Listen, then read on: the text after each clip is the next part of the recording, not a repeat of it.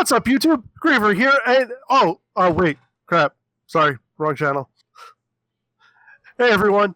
We're doing a Q&A today, so... Q&A, Q&A, Q&A. Yeah, so it's going to be me, James, a.k.a. Griever, along with Chelsea, a.k.a. Stargell, and, of course, our illustrious chapter master, George, a.k.a. Wulfboi. It's good to be back, guys. So, hello, darlings. Yeah, this is going to be fun. Yep. I'm going to have fun with this. Oh, yeah. I know you guys have been pretty much waiting to do this batch of chaos literally thrown in my face for a while now. I know a lot of you have, but still. You two have been especially waiting for this. Oh, yeah. Well, what's a little chaos every now and then? We're supposed to fight that, but okay. You remember who I am, right? The last choice. Wow! Oh, come on! Well, you know what? That's fair. That's fair. That's fair. What you didn't see, everybody, is I just flipped him off. Oh. Chaos shall reach you into your household in the form of small creatures who will I already bite got your 2 of feet them. in the middle of the night. I was going to say, one just walked by you. Yeah, seriously. My 2 little minions of the dark, I swear. May they bite your feet under the covers. Hey, better than my... Yeah. No. No one needs to know that. No one needs to know that. You just said it. I did not say a thing. Yeah, sure. They don't know about what happened. Anyway. No, you. If you would like to know what happened, please leave a comment down below. Oh God, please don't. Fill in the word. What? Nope. All right. So, since we're going to be going ahead and taking a dive on in, I feel like we should probably focus on... Do we want to do the individuals first, or? Yeah. We kind of split up the questions to questions paired with to specific people or questions for the group and so forth. Mm-hmm. Just so it flows more cohesively. Mm-hmm. All right, so we're going to start off with a couple of questions that came to us via the Wulfboi Gaming Patreon. And what we're going to do is, there were a couple of repeats in there, which totally fine.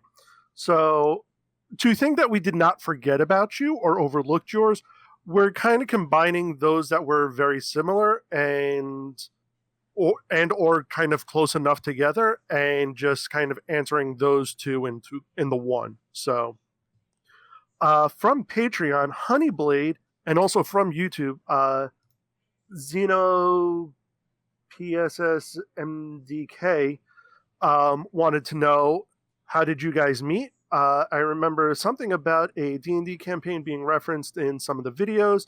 Do you all play in that? Is there still interest in that book club about Warhammer books? And apparently Honeyblade would definitely be interested in that. So, okay. Well, how we met is fairly simple. Yeah. I guess I should start off. Sure. So originally, I was part of a group called Team de Ba, and I throw was because we were more active as a group back then.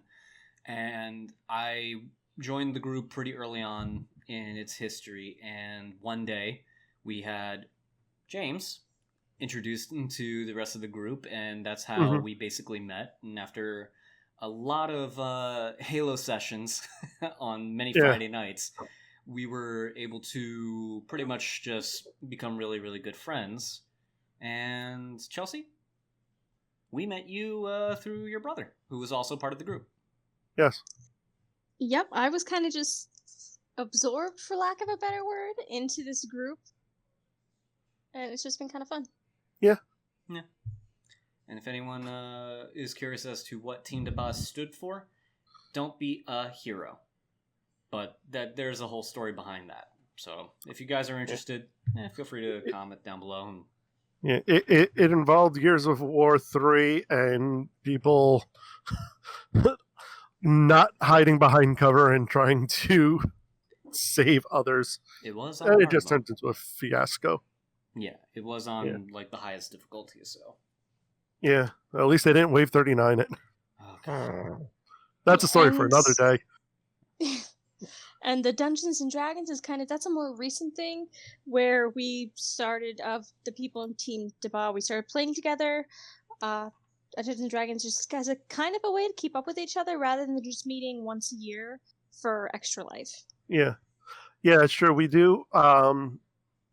Myself on my Twitch page, I will, which I very rarely stream on, but once a year we always do stream on Game Day for Extra Life, which is a charity organization that raises money for children's hospitals. And I broadcast along with our mutual friend Heather, and we do the fundraising then. And it's a nice way of getting Team Deba together and all that kind of stuff. But yeah, our D&D sessions is also a fun way of, being able to keep in touch and all that. And fun little inside baseball for that is we call it the Bodians and Dragons. Yeah, that's our in-house name for our little adventure. And it fits, because no matter what, we tend to pretty much carry that that way of playing into our roleplay, which is pretty cool. Oh yeah. And so Chelsea, how's that book club coming? Am I good, or can I talk about the thing, George? We can talk about it, yeah, because it's been out and aired before, so we're... Cool! Discord server! We're gonna have a channel that's just talking about books and all that kind of stuff, so yeah, that will be coming. It'll be fun. Yeah. Still some small planning that we're finalizing with that, but yeah, it's coming along. Yeah, we want to make sure that we hit the ground running properly and not have any type of hiccups or any gaps of, the server itself, because we want it to just work. We don't need, things just getting out of hand in the many crazy ways that, a they possibly can. Exactly. A negligent owner of a Discord will, allow it to become a cesspit and whatnot. We want a place for our viewers to just gather together, have a good time, and maybe get some utility out of it too. Mm-hmm. Yeah. Yep. Okay. So, next question comes from Mr. Breakfast.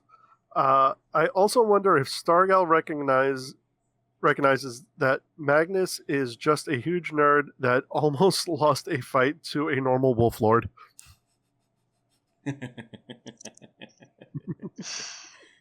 Okay. We're not going to get into this right now.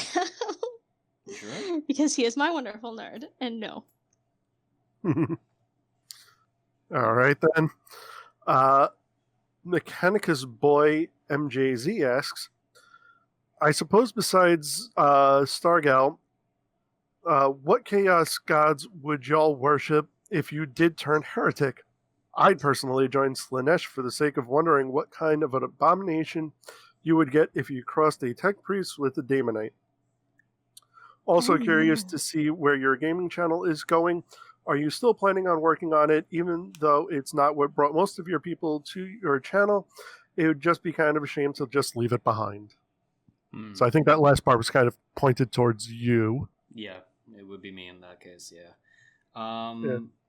But to answer your first half of the question, I've thought about it. I thought about it very long and hard, and to be honest, out of the 4 Chaos Gods, Slanesh, not about it, because the extremes of excess of pleasure and pain, not conducive to me. Nurgle, no. Not feeling pain anymore, cool.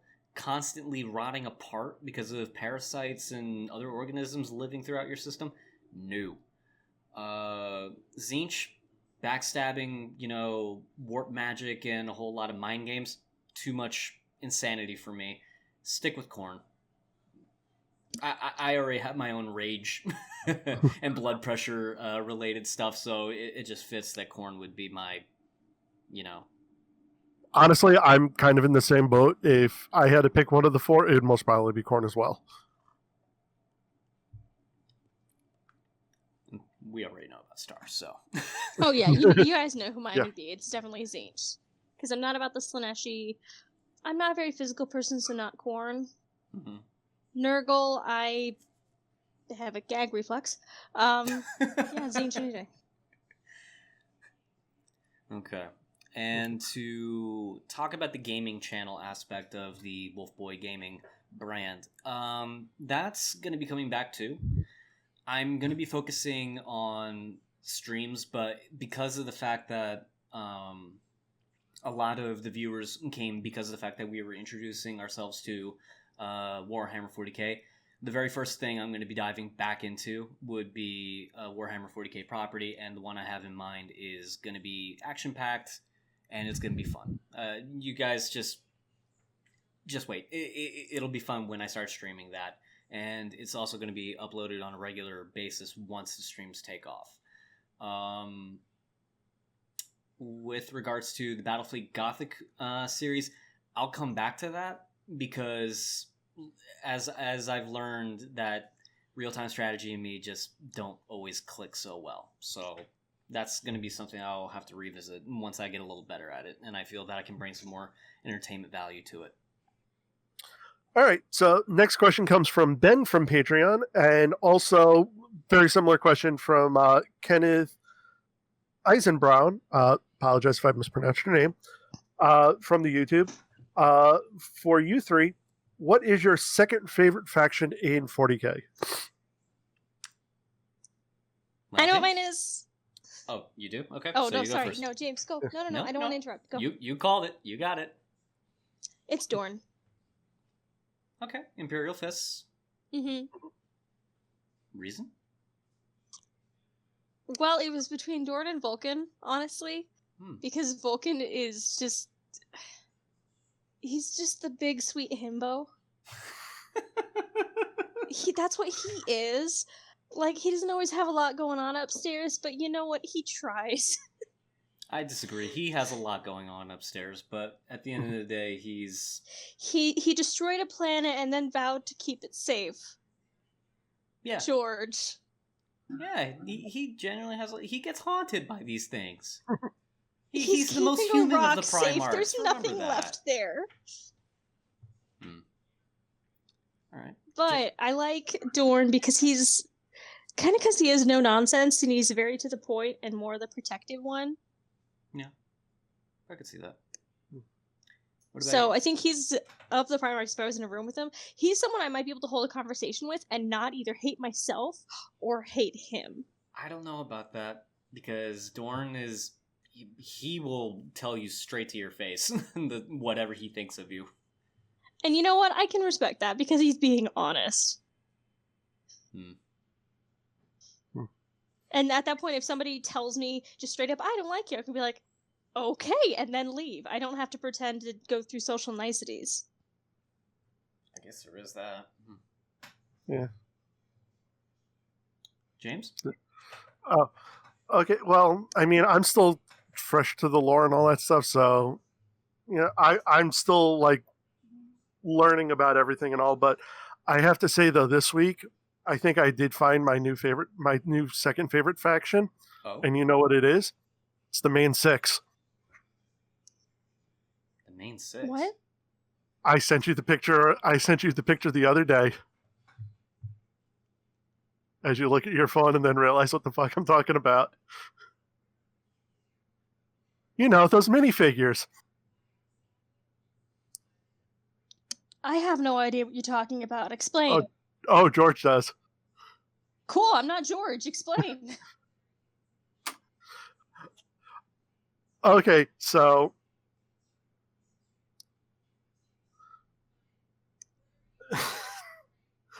Honestly, I don't even know how to fucking explain this. So, apparently I was going through Reddit the other day, and I had come across something called My Little Warhammer. Oh my...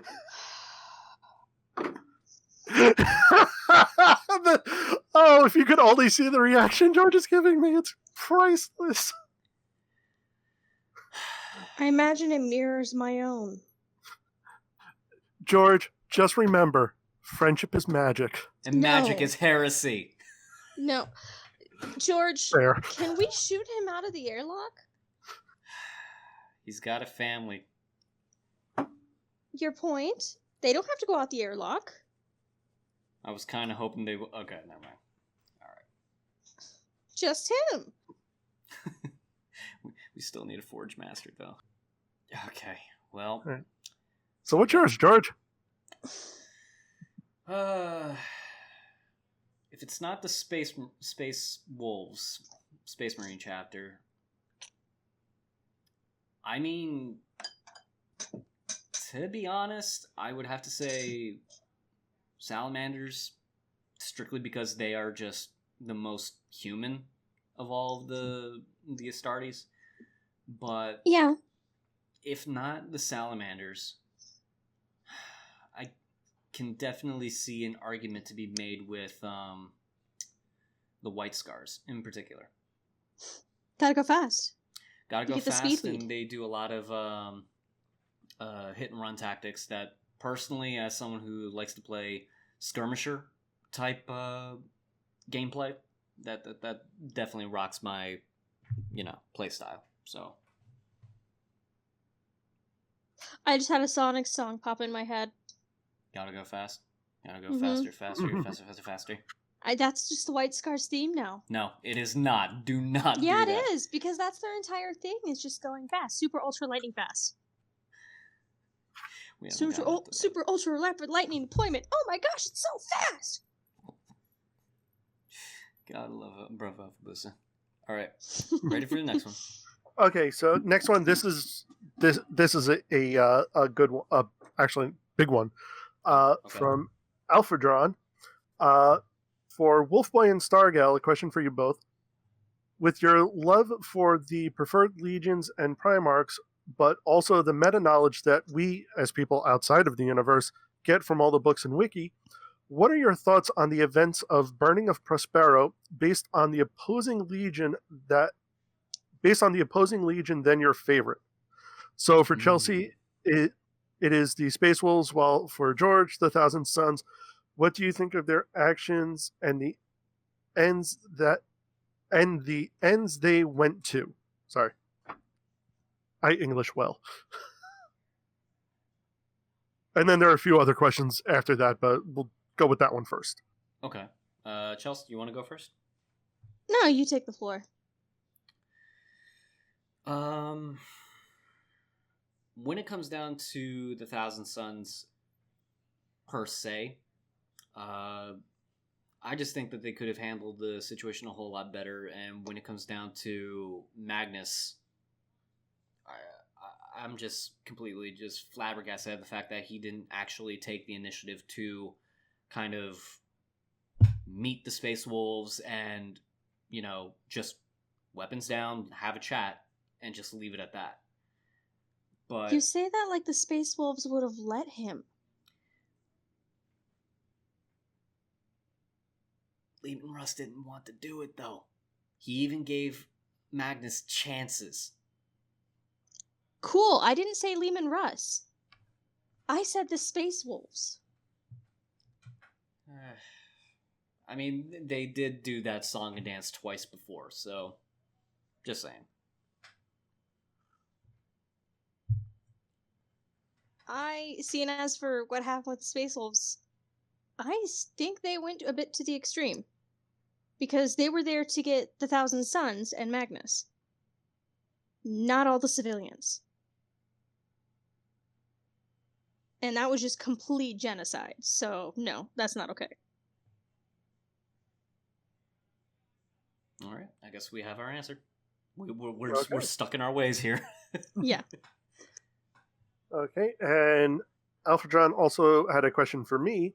How do you find how do you find the 40K in general, and what do you prefer in it? Do you prefer the nitty gritty like Hell's Reach, or the more humorous approach of TTS? Perhaps you prefer the big heroic moments to the grim dark realities of the endless war.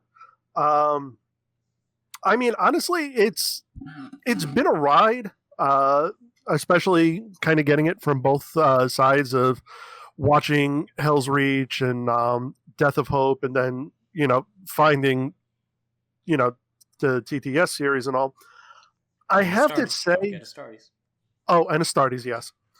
Um, I have to say, I think I'm enjoying TTS more just because it's filling me in, but it's also doing it in such a silly way that it's just so enjoyable.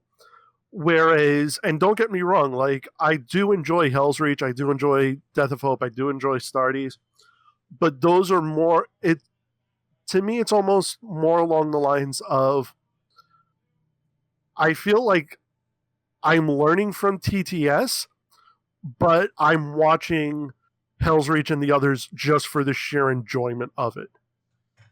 So it's like I really enjoy the animation that they used in Hell's Reach. The story of Hell's Reach is really good. Death of Hope is visually amazing.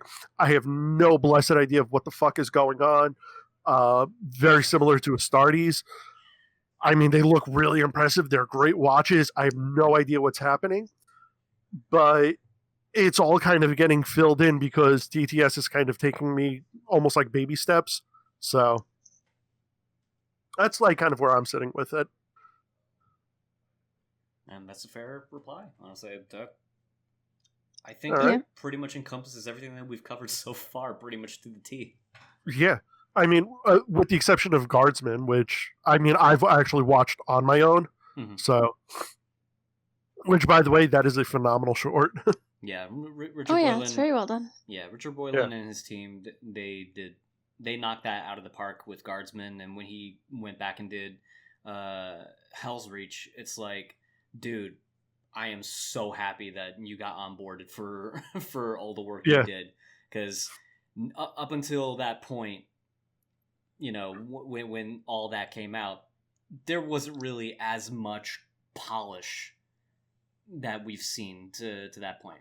Of course, now we have Astartes, we have Death of Hope, we have other examples of animations, and we even have a few meme ones that are actually genuinely good. But Richard Boylan, I'm excited to see his official licensed work when it gets out. Mm-hmm. Okay, and the last of the Patreon questions from Miguel Batacan. What was your first exposure to 40K? And if you had to come up with a rough outline for a 40K film, what would each of you pick? Ooh.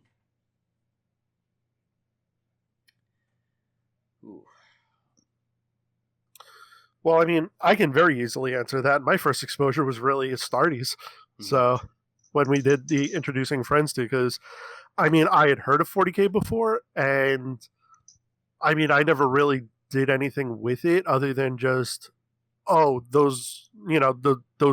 those big guys in armor that just look really badass. But outside of that, I didn't know anything until I really started watching Astartes. So, for me, I would have to say that the very first time I was ever exposed to 40K proper was when I went to the mall, and it was a Games Workshop shop set up right next to a GameStop. And to be honest, I would just go in between them like crazy, and that's when I got exposed to 40K the first time. I think it was, I want to say 13, but I never got into the lore and stuff until, I want to say recently, within the last 3 years. And I have to say that with the very first book that I've actually dedicated time to read was Wulfspear. Or, no, not Wulfspear. Oh, Jesus. Wolf's Bane, featuring Lehman Russ versus Horus for the Horus Heresy novels. And that just clinched it for me, and I just took off running from there. And then I started, trying to consume as much 40K stuff from YouTube and from, little bits I could read off of the Lexiconum and forums and such. And that was right about the time when I tried to start exposing others to it. So.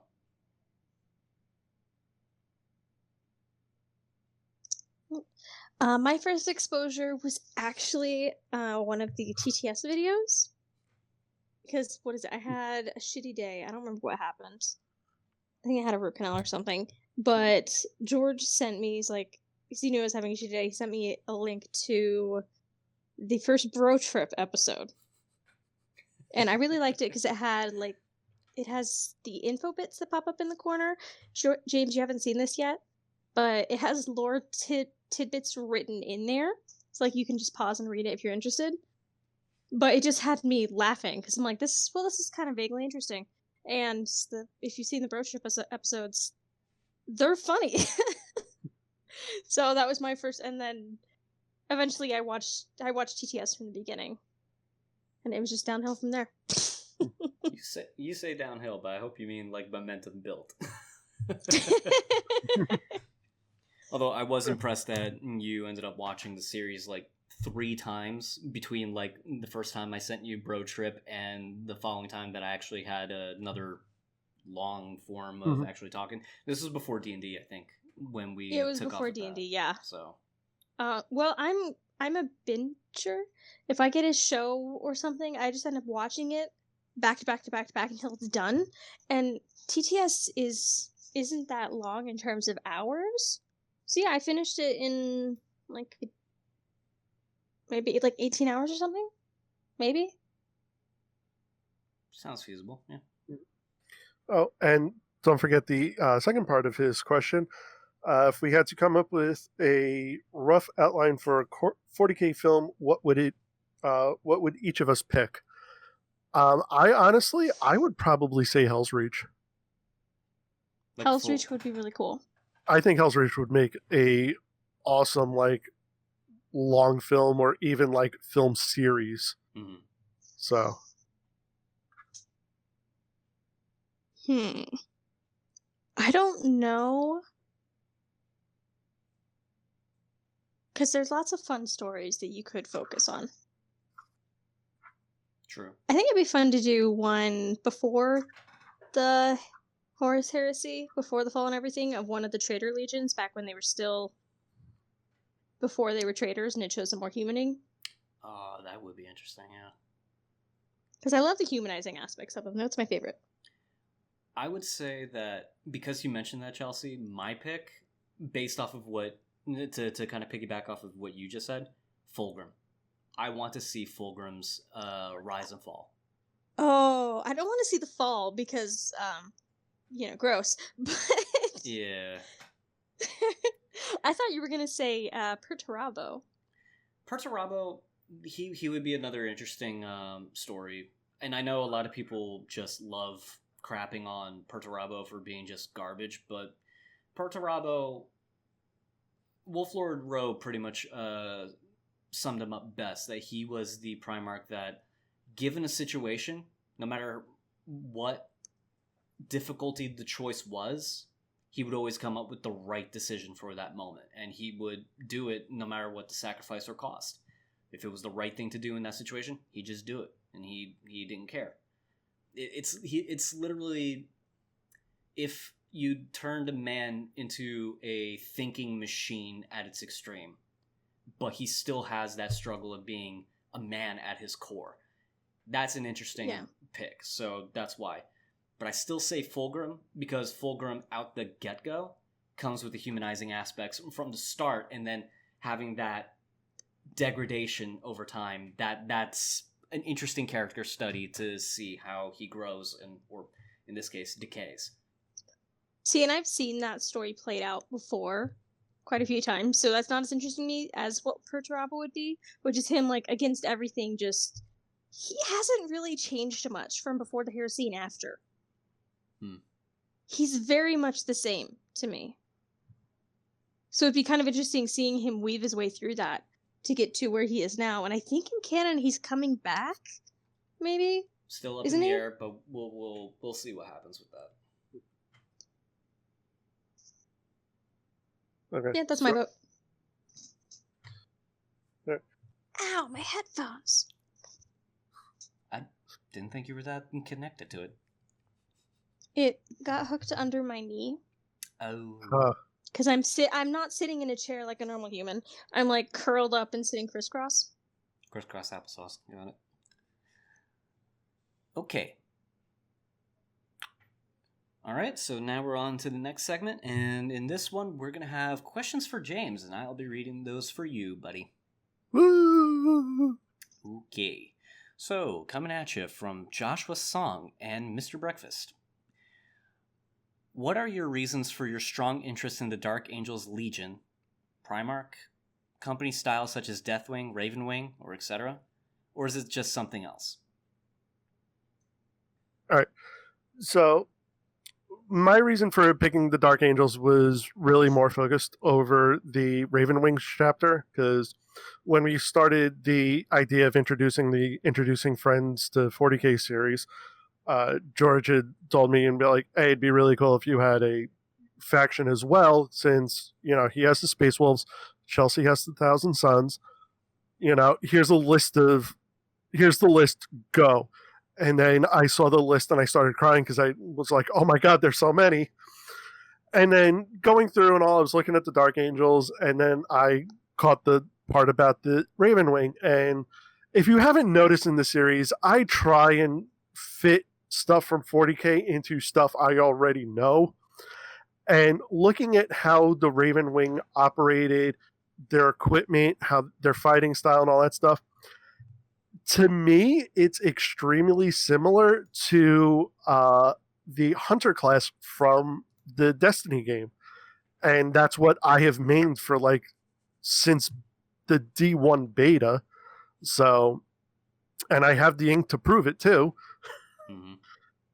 And it was just something that, like, really kind of connected to me. So I'm like, you know what? I really like these Raven Wings. And they're just like, okay, you're a Dark Angel. I'm like, cool, what's that? That was a fun time explaining that. Yeah, but then I started like reading into the Dark Angels and all. And like, it's not so much that, you know, I am like completely 100% a Dark Angel. It's more I'm 100% a Ravenwing. So, but yeah, that's kind of where that stands. All right, that's a good answer. Okay. Following that question comes from Isaac Clark.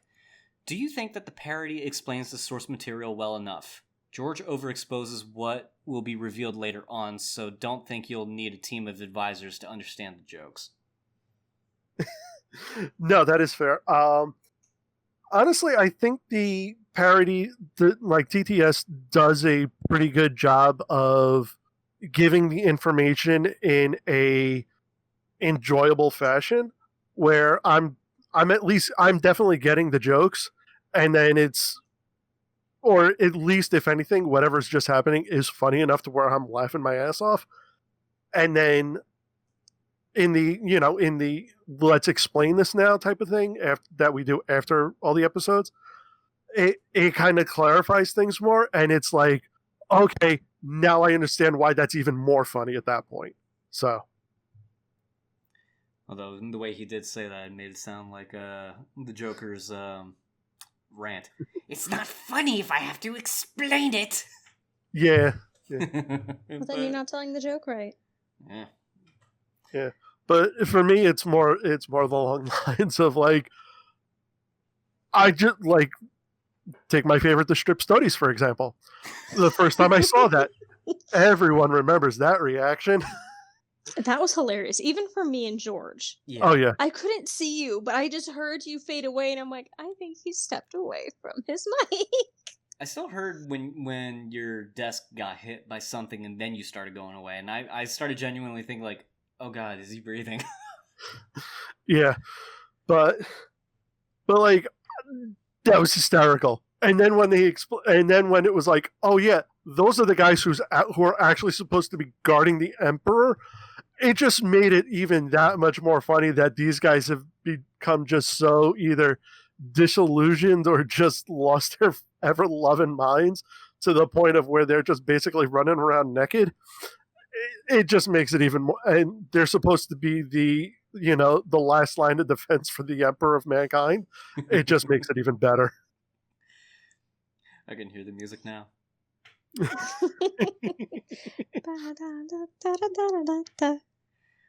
Okay.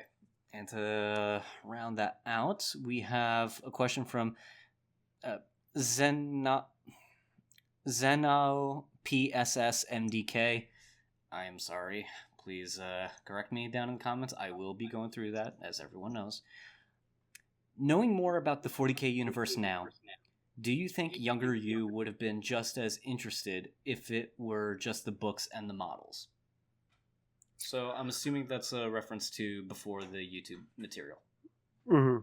I honestly, I would have to say probably, just because, I mean, knowing all the source material now, excuse me, I mean, I am very much enjoying it, and honestly, my tastes have not really, well, they've matured over the years, but they really haven't changed that much. So I probably would be into at least the books. I don't know about the minifigs, because while if you ever take a look at my shop, no, I am a huge collector of tchotchkes, but I never really got into like minis like that. Like, and that goes for like really kind of anything like D&D, like collectibles or anything like that. So I don't know if I would have gotten into the game per se, but probably the books definitely. Okay. And I did miss this other part of the question here. Which Primarch is currently your favorite from a storytelling perspective? I mean, right now it would have to be Lionel Johnson, because that's the Primarch that I know the most about, other than like Leman Russ and Magnus. And yeah, we did kind of talk your ear off with regards to our Primarchs in perspective. Yeah, talk or argue. Very much more one the latter. Same. Yeah. Yeah, one and the same, but yeah, I'd probably have to say it'd still be Lionel Johnson. Mm-hmm. Just because, I mean, I've always been a fan of like medieval knights and all that kind of stuff, and truth be told, from what I know, it's one of the closest ones that is the to true it. Embodiment of it. Yeah. Yeah. So, yeah, I'd have to, yeah, I think that's where I'd be going with that one. Yeah. And it wasn't just because he was the Legion of the First, or the first Primarch. No. Okay. All right. I think that rounds off the questions for James portion, so I guess we're ready to go to the next. Next, we've got questions for George. Oh, okay. First comes from Lord Shax. Great name, by the way. Mm-hmm. What is your opinion on the Wolfspear New Bloods? Do you think they should be allowed to do their own thing, or forcefully absorbed into the Sixth? Oh boy, that's a can of worms. What does this explain? Okay, so the Wolfspear New Bloods that he's referring to are the Primaris. Well, they're members of the Primaris that are based off of the Space Wolves gene seed that were expanded upon and improved. And because of the fact that the Adeptus, the Codex Astartes, makes mention of having set chapters do their own thing, the problem was that the last time that the Space Wolves actually tried to create two separate chapters to be Codex compliant, the chapter of the Wolf Brothers, which what they were originally called, ended up succumbing to the gene seed defect, because basically Fenrisians seemed to be the only ones that could take the gene seed properly, and they were forcibly absorbed into the main Space Wolves chapter, and they have been... That's it. There are no successors to the Space Wolves. It's just the Space Wolves. Now that the Wolf Spear have been introduced and they've been assigned to guard a portion of space, if I remember correctly, it's like the portion of space that goes to the Eye of Terror. they are still considered separate from the Space Wolves, but from what I've read and what I know, the Space Wolves proper chapter have accepted them and basically said, like, hey, you know what? We accept them. They are Space Wolves as far as we're concerned. Let them have their banner, but, they're our brothers. They're our family, our extended family at this point. So that's how their treatment of them go. And to be honest, I'm excited to see where the story direction can go. But from what I've seen, it hasn't really gone more than the fact that they've been assigned to a guard post, which under normal circumstances for those of the Lehman Russ bloodline, it's like, yeah, we want to go on the offensive. Please, no. So should they be allowed to do their own thing? I mean, it's for the Space Wolves themselves to figure out. As far as I'm concerned, they've earned their spot in legend. So don't force them into the sixth. If need be later down the line, sure. But as of right now, they're the Wolf Spear. They're great. All right. Next question we have comes from Henry Tierney. Sorry. Hello again. Haven't chatted with you in the comments for a while since Death of Hope, but I was just wondering if and when you were going to react to Warhammer cinematically, such as the Dawn of War trailer, Inquisitor Martyr, Fortress Monastery, Pity the Guardsman, and so on, because they are very good animations and it would be great to see you watch them. Okay. So with regards to all the more cinematic options that we'll be going into, yeah, we're definitely going to cover them. So I'm hoping to finish up Hell's Reach, because that's definitely a cinematic one that we need to, wrap up, because it's just good. And we'll be getting into the Dawn of War trailers to kind of introduce ourselves to how Warhammer's video game history goes in terms of that. Inquisitor Martyr will definitely be one we'll visit, and Pity the Guardsman and other animations like that. Yeah, that's definitely on the docket, and we definitely will keep pushing forward with that. Awesome. Pardon me. Next question we have is from, I'm sorry if I say your name wrong, Britiv. Will you be introducing them to the glory that is the second best commissar after Yarick, namely Commissar Holt of the live-action cutscenes from the game epic 40k Final Liberation from the 90s? Commissar Holt. So I did check out that, and to be perfectly honest, yes, I want to see their reaction to Commissar Holt, because it's good. And that's all I'm going to say about that as of right now. So look forward to that in the future. All right. Next question is from Xeno PSS MDK. Do you plan to force and show your friends the tabletop of 40k through the tabletop simulator game? Do you have plans on streaming in the future? Okay, so to answer the second part, yeah, I do plan on streaming 40k related games going forward. It's just a matter of getting around to it at this point. With the tabletop version, I'm not well versed at the tabletop at all. I've never actually played that tabletop game. So realistically, if I had to say introducing them to the game through tabletop simulator, more than likely I would have to bring someone in to kind of introduce the three of us to do it. So it's definitely on the table. Haha. But yeah, that is definitely something that I am interested in pursuing going forward. So if you guys want to see us do that, feel free to let us know in the comments, and we'll go forward. Woohoo! Yeah. Next question is from Tacticus Pod. Have you ever watched Arch's Siege of Vrax video series? If so, do you think it'd be a decent or semi-decent item for introducing the other friends to the deeper, grittier, and much darker warfare of the universe? I'll have to check it out for myself before anything. So I'll throw that up as a maybe. I kind of look at it in the perspective of it's my responsibility to know what we're getting into ahead of time. So it's definitely something I'll have to keep in mind going forward. Okay. Next question is from Simon Rodel. Will you introduce the other two to Baldermort's series about Rogel Dorn, since in my opinion it is one of the best video series to learn the basics about Warhammer 40k? Secondly, as requested by others, would you consider doing songs from Stringstorm? For example, Rylanor's Last Stand or The Months of Shame. They wouldn't consume as much time as my first question, and would fit in the overall theme of the channel.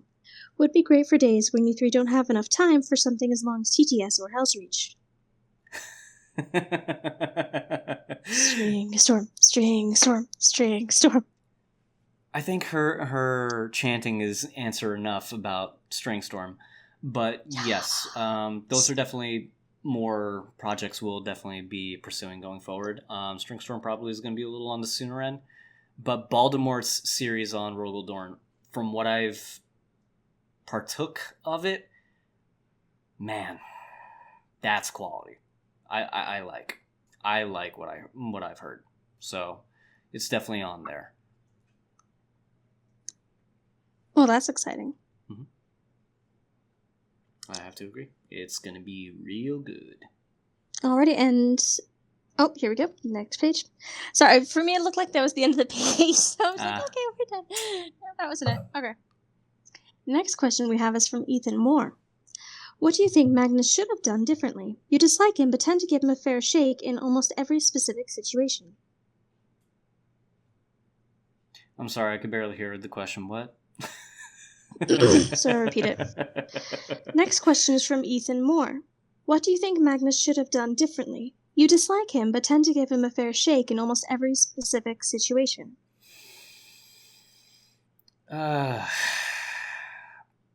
I'll visit the second part of the question first. I dislike Magnus the Red. I give him a fair shake a lot because, honestly, I'm the type of person who likes to look at the situation from an outside perspective and try to gather as much info as possible. And I put myself in the shoes of whoever we're talking about to better understand the situation and try to get an idea of what's going on in their head and why the rationale. That said, I dislike Magnus the Red for much the same reason why I tend to find certain aspects of my own personality and my own behaviors to be more detestable for my own, sense of self. I don't like his arrogance. I don't like his self-perception that he knows more than everybody in the room. Because I've had moments in my life where I thought the same thing and I was just proven the fool multiple times. And Magnus, for one reason or another, tends to remind me a little too much of those moments for me. So that would be the more accurate reason why I have a burning hatred for him. But I give him a fair shake because of this fact that I kind of understand him in a way that I don't like. So there's that. Now, what I think Magnus should have done differently? I'll leave the answer in much the same way of how I would pose this question to you. If you could have redone first grade all over again with all the embarrassing moments that you remember, what would you do differently? There's a lot. You remember first grade? Or whatever. Yeah, fair enough. Or high school, for example. What would you have done differently in those moments? It's the same thing, where one tiny decision and a series of decisions could have affected the entire length of time as a result. There's just too much to really nitpick as to specific reasons and how they piggyback from there. I just think that he could have just been different on top of doing different, if that makes any sense. Alrighty. The next question we have is from Barnaby Abbott. What is the stupidest bit of Warhammer lore you know?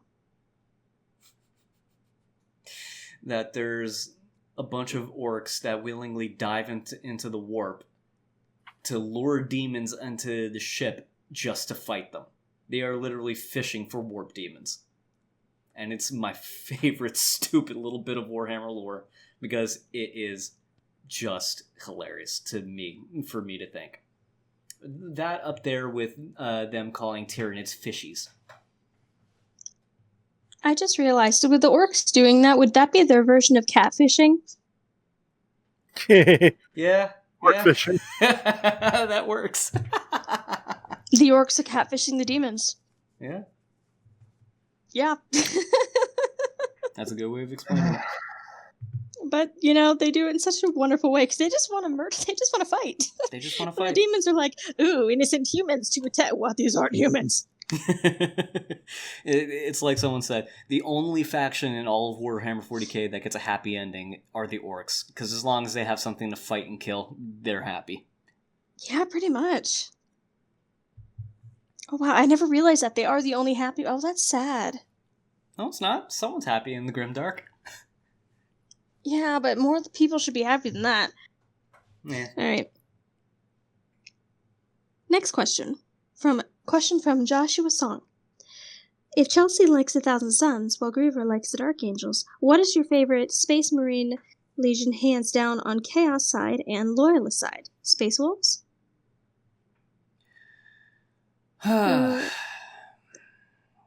Okay, so Loyalist side, Space Wolves for a fact. And they are my favorite because of the fact that they just... It's not just because of the Wulfboi or whatnot motif. That's just a huge coincidence, realistically. I like the Space Wolves because of the fact that they fought against the Inquisition, they fought against injustice, and that story of the Months of Shame was something that just made me just really, really have a huge level of admiration for the wolves in general. And then after reading Wulfsbane, on top of that, the characters just they're the kind of people that I would love to just sit at a bar and just have chats with. That's the biggest reason. If I had to pick Chaos, though, specifically Chaos, for everything that was stated, on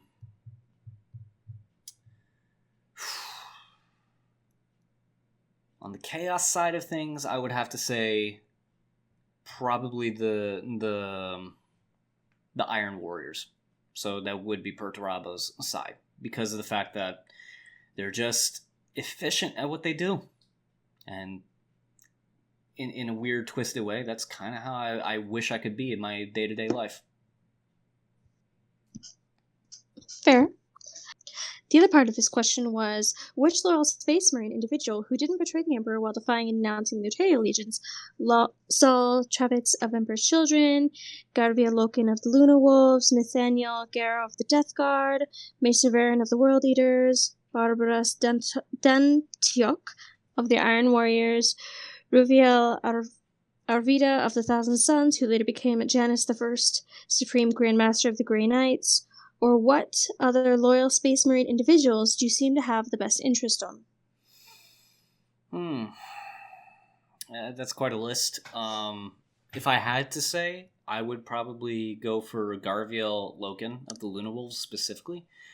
Mostly due to the fact that whenever I think Horus and his Legion in particular, I just think like a whole bunch of people who are deathly loyal to the War Master, because he is the War Master. He knows best. He was the Emperor's favorite, and he has the pedigree, he has the training, he has the experience. He's worth following. What happened in Garviel Loken's story to make him say, no, that's not it? He's the one that because of how ravenous the faction is, he's the one that I'm interested as to why he would have a break from that group. And that kind of mirrors like a lot of my teenage years in a weird way, but that's a therapy session that I don't want to get into for the sake of this video. Fair enough. And we also have a question from Isaac Clark. What is a furry for your standards? Not the Space Wolves. Fair enough. Although, I will say this. They are covered in fur sometimes because they turn into wolf beasts. Like the wolfen? What is that what they're called? Yeah. The ones they mutate? The ones who succumb to the gene seed defect, yes. The curse of wolfen. Hey, are they basically werewolves? Yes, in a way. They just don't turn back. You picked the werewolf chapter.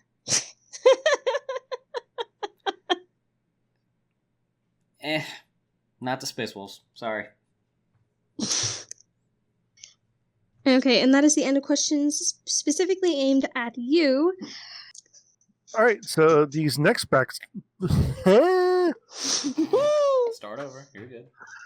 Okay, so this next batch of questions is going to be for our resident chaos personal, Chelsea. So chaos. Okay, so, and if I mispronounce this, I apologize. But Fatty5 asks, how and why did you decide to choose the Thousand Suns faction? So it's actually kind of a funny story. Back when I first blasted through TTS, George asked me which faction I liked the best to represent me, and I didn't really know anything about them, so I kind of half-heartedly said maybe the Raven Guard. Raven Guard, thank you. Because they take 14-day naps, and I can get behind that. Yes, James, that's canon. Awesome. But and that was my sole reason. Is they're like emo people who take 14-day naps. I can vibe with that. But then I got sent a whole bunch of these audiobooks for Warhammer. And I picked the Magnus one because there was a Magnus one, a Lehman one, and a Horus one, I think. And I'm like, oh, I know that name Magnus because obviously from TTS, that character's kind of funny. I'll listen to this book. And that actually failed because I can't do audiobooks very well, so I ended up just reading it. But as I was reading it, I was like, oh, I would do that. Oh, I would do that too. Oh, I get that reasoning. Oh, I would. And I just kept pausing, like, well, I'm a Thousand Sun now. Because they react to a lot of things the same way as I do, just with the pursuit of knowledge and reasonings. And yeah, they're my boys. There you go. All right. Sorry. Next question comes from. I'm just going to call you Zeno because, dude, you need to get a much more pronounceable name. I'm sorry. Boy, let him be. What is your prediction if Magnus were to meet with his loyal brothers again, aside from straight death, family counseling? I mean, they all need counseling. I think I've had this discussion in a recording before, how they all need therapy. All of them do, except maybe... No, I was going to say maybe Gilliman, but no, that boy needs therapy too. Y'all need Jesus. Y'all need Jesus. With how he is now, with being fragmented as he is, pre-fragmentation, I think he would be happy to see them, because they were his brothers. He didn't want to fight the war in the first place. He was kind of pushed/tricked into it by Horus and Lehman. Or Horus using Lehman. I was about to say, Lehman did not have a conscious choice in that matter. Yeah. Because he just wanted to, when all the war broke out, he's like, no, I'm going to stay over here. You're my brothers. I'm not going to fight any of y'all. And then got pushed into it. So I think prior to being fragmented, he would be happy. But as he is now, with his, I'd say, more loving side, the side that definitely more cared about his sons, being gone, he would probably just be really angry. Like a very vindictive, rage-filled, sickening kind of angry. Mm-hmm. Okay. All right. Next question comes from Ethan Moore. Who is your favorite loyalist Primarch? Now that's the tough question. I know I said I would pick Dorn before to pick a Loyalist Primarch, but as for my favorite, I don't know, because Dorn is fantastic and Vulcan is fantastic. And you know what? Rebute's not bad. What? Rebute Gilliman? Really? He's not bad. I wouldn't say he's my favorite, but he's not actually that bad. He's a bit of an idiot, and I want to slap him upside the head, but he's doing his best, in his opinion. You know what? I mean, obviously the boy still needs therapy, but... I'll preface my hesitation as to why you chose him. It comes down to, he's the politician. We're not supposed to elect the politician. No, I hate politics with a burning passion. That's all I'm going to say about it on the channel. Except that with Rebute, I think he actually does care about the people. No doubt. Yeah. He's not just actively trying to keep power for himself. So... Okay. That's what I'll say to him. But honestly, it's probably tied between Vulcan and Dorn. Okay. All right, so this next one comes from Joshua's song, and he asks, if you were ever teleported into the TTS universe, would you ever date Magnus the Red while strongly proving to the entire Imperium and the whole galaxy that the Crimson King has done nothing wrong? Would Magnus be okay to have a finest girlfriend who does care for him? To that, I will say, if I was ever teleported into the TTS universe, I would die. Straight up. I wouldn't meet any Primarchs, I wouldn't meet anybody, I would just die. Because fear itself would kill me. However, to the dating Magnus question, I will say, I don't know, I can't speak for him, maybe he's into dudes. Maybe he'd much rather want George. Yeah. Wait, what?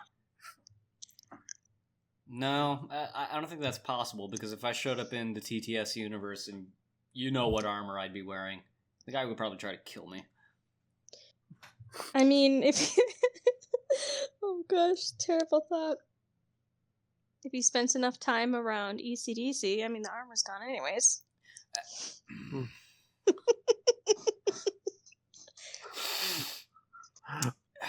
Okay, so Isaac Clark now asks, what are your opinions about the fact that collectively Magnus's legions have more dust than the Sahara Desert?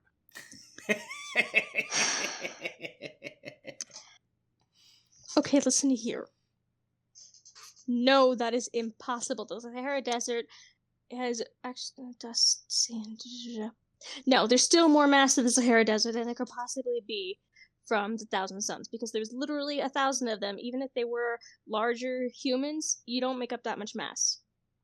This was back in the Legion days, not the Codex compliant 1,000 per chapter. No, the reason they were called Thousand Suns is because there was 1,000 of them. Oh. Shit. Yeah, and then they kept getting sick, so they didn't recuperate. I forgot about that, yeah. So yeah, there was literally 1,000 of them. There's more mass in the Sahara Desert, so your question is false. Take it elsewhere. All right.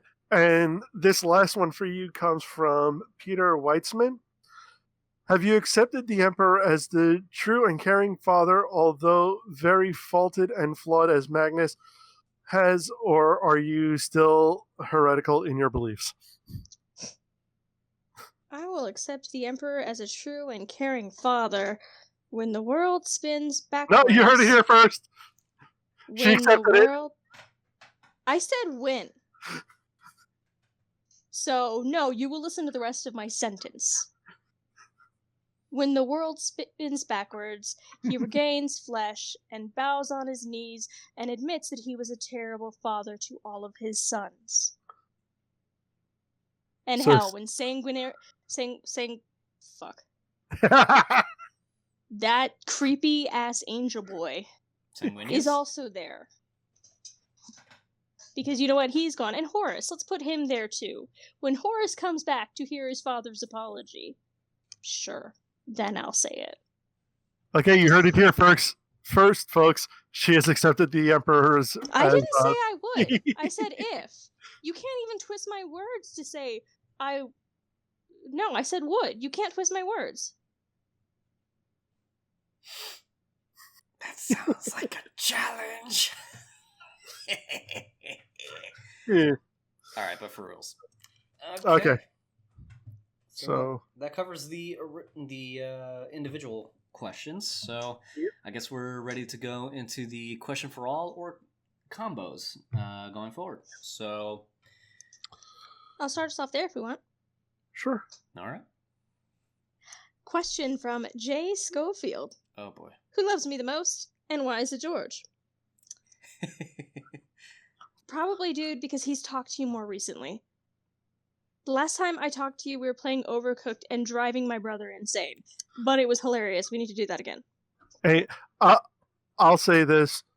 You know, I love Jamie, but he knows it's mainly for the wonderful, blessed stories of the Turkey Boys that he used to share on the Team Debate podcast. So Oh Lord, I almost forgot about that those. that and constantly for team killing us in Rainbow Six Vegas 2 when we play Extra Life. Good times. And Yes. I would have to say that, dude, I just love your company and I just like talking to you. I mean, last time we were talking, I actually had a cup of tea. So. Oh, tea is lovely. I should get some tea. Yep. He's good company to have tea with. I had some Although he earlier. doesn't like tea, which I find kind of funny. Well, I know. That's what made it funny for me. All right. Next question. I'll go ahead and ask for Cheese Man. Question for all. How do you feel about the Tau? I don't know how to feel about the Tau. I hate the ethereals and the slavery aspect of that whole thing. But, I mean, the technology is pretty cool, and they're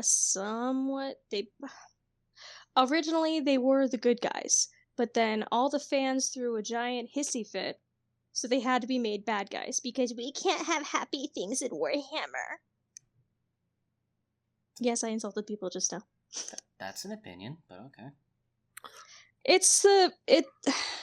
I don't know enough about the Tau, so I'm just going to go with from TTS Kitten Speaks for Me right now. So And what does Kitten say? oh, it's too long to repeat because that was a great episode. Don't worry. There you go. How I feel about the Tau. We tolerate the Jokero, which is the space monkeys, or techno monkeys. I mean, given the precedent, there's wiggle room to be made, but at the end of the day, the ethereals are what have to go. But yeah, other than that, the Tau are they're the Tau. Kind of like how the orcs are orcs and Eldar are Eldar. They're Xenos. Sorry. Yeah. Okay, so I feel like I should explain my comment. I just don't like when things always have to be miserable. Which is a problem I do have with Warhammer, where everything's always miserable and there is no hope. I like the light at the end of the tunnel. So the fact that the tower changed from that to something else does bother me. That is why. Yeah. that's fair. Okay, so Half Dragon 7 has asked, greetings, crew. All I really wanted to ask is your honest opinion on the Farsight Enclave and its separation from the main Tau Empire, and if you had any interesting theories of your own on the commander. Well, I just learned about him, so my think honest he's pretty opinion cool. is I really don't have one on the Farsight Enclave, so. Chelsea? I think the Farsight Enclave is pretty cool because it does get away from the ethereals, which you and I both don't like, and that whole enslaving people thing. And Commander Farsight's pretty cool, with his demon sword that sucks the life out of people. I would have to say much of the same opinion that as far as I've seen and been exposed to when it comes down to Farsight, I like him. I genuinely like the direction he's going, and I like the fact that the Farsight Enclave can resist against the main Tau Empire. From there going forward, I mean, I'm just going to have to see how the rest plays out before I have more of an opinion between the two.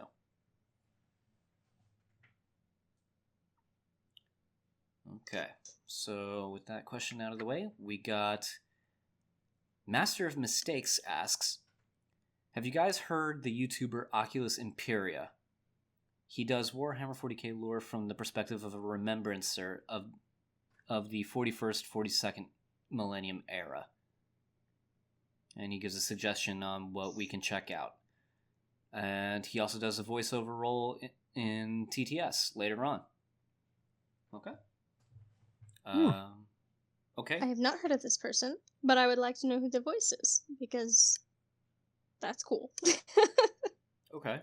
I've heard of him. I've sampled some of his work, and by Jove, he does a good job. He is just quality creator.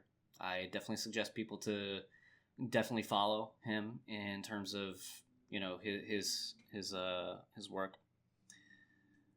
George, text me who the voice is. Because you said no spoilers, so I don't want you to say it. Okay. Oh, I know. I just Is looked he it up. black I or know is who he it is. green? It is so confusing. Yes, I know who it is. Okay, he's adorable. Oh my gosh. That When we poor get to that man. point, you'll have to point that out to me. Yeah, That we will. poor man who... No, you're gonna love him. I'm calling it right now. You're gonna love him. Okay. He has no that character has like no sanity left. But I mean, does anyone in the 41st millennium? him in particular though, think about what he goes through. My mind is no fortress. Okay. Next question. Alright. Next question we have is from Dead Signal. Oh no. Oh no. What's your opinion on the Lamenters chapter? George, that's the What? that's the curse chapter, isn't it? Yeah, so Oh no. James, to give you a little bit of insight, the Blood Angels chapter of Space Mhm. Marines, the sons of Sanguinius, the angel. Yeah. They have a successor chapter, so one of the separated, you know, sons in this sense, called the Lamenters. They have the shittiest luck out of all factions and out of all Space Marines throughout the He's entire not kidding. the entire lore. They are sad. They are broken.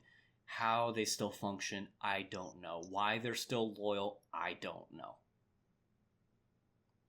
Okay. Just to give you a little bit of context, the Inquisition found out that Space Marine chapter that they were associating and fighting alongside were heretics. They tried to defend the heretics, and when they were forced into a situation where most of them were going to die, that's when, you know, the heresy was shown, and basically as punishment, they were sent on a crusade to never stop killing enemies of mankind for 1,000 years, and their homeworld was taken away from them. And Wow. that's chapter 1 of their story. Oh, Yeah, it's that's just really chapter bad. 1? It's really sad. It breaks my heart. Yeah. Oh, sucks to be them. They are... I have a short that is in the pipeline, I'll just say that Okay. better We expresses... could skip ahead with that short though, because it doesn't have any. I know the one you're thinking about. It doesn't have any canon bearing, so we can just show that whenever. So then what's my opinion of the Lamenter chapters? Sucks to be them. Oh, it's so hurt. Oh my heart. Oh my heart. Yeah, and it's funny coming from you, Chelsea, that you feel so hard for them considering their lineage. Oh yeah, considering they're blood angels, Mhm. but they're just—it's so sad. It's just so sad because they try so hard and nothing ever works out for them. No. These Alright. poor guys. Yeah. All right, well, our next question comes from Christian Pero. I apologize if I mispronounced your last name. I'm most interested in Stargal's opinion on this due to the Thousand Sons being involved in the incident. But what does everybody think of the events of Rylanar's last stand? My thought is... I'm sorry, what? You've actually heard this story before because we might have listened to a String Storm song at one point that's really pretty. And George explained us the story. But anywho, Rylanor was the Keeper of Rights for the Emperor's Children, which is Fulgrim's chapter. But he stayed loyal even after all of them turned chaos. And he ended up summoning Fulgrim to a planet and fighting him. I mean, obviously he didn't win, given the name is Last Stand, but I believe he did wound Fulgrim quite badly. It was more along the lines of he had more of his pride wounded than anything, but and he didn't succeed in destroying Fulgrim because, well, Demon Primarch. The worst that most mortals can do is basically just banish him into the warp for like 100 years or so. That's the most you can do.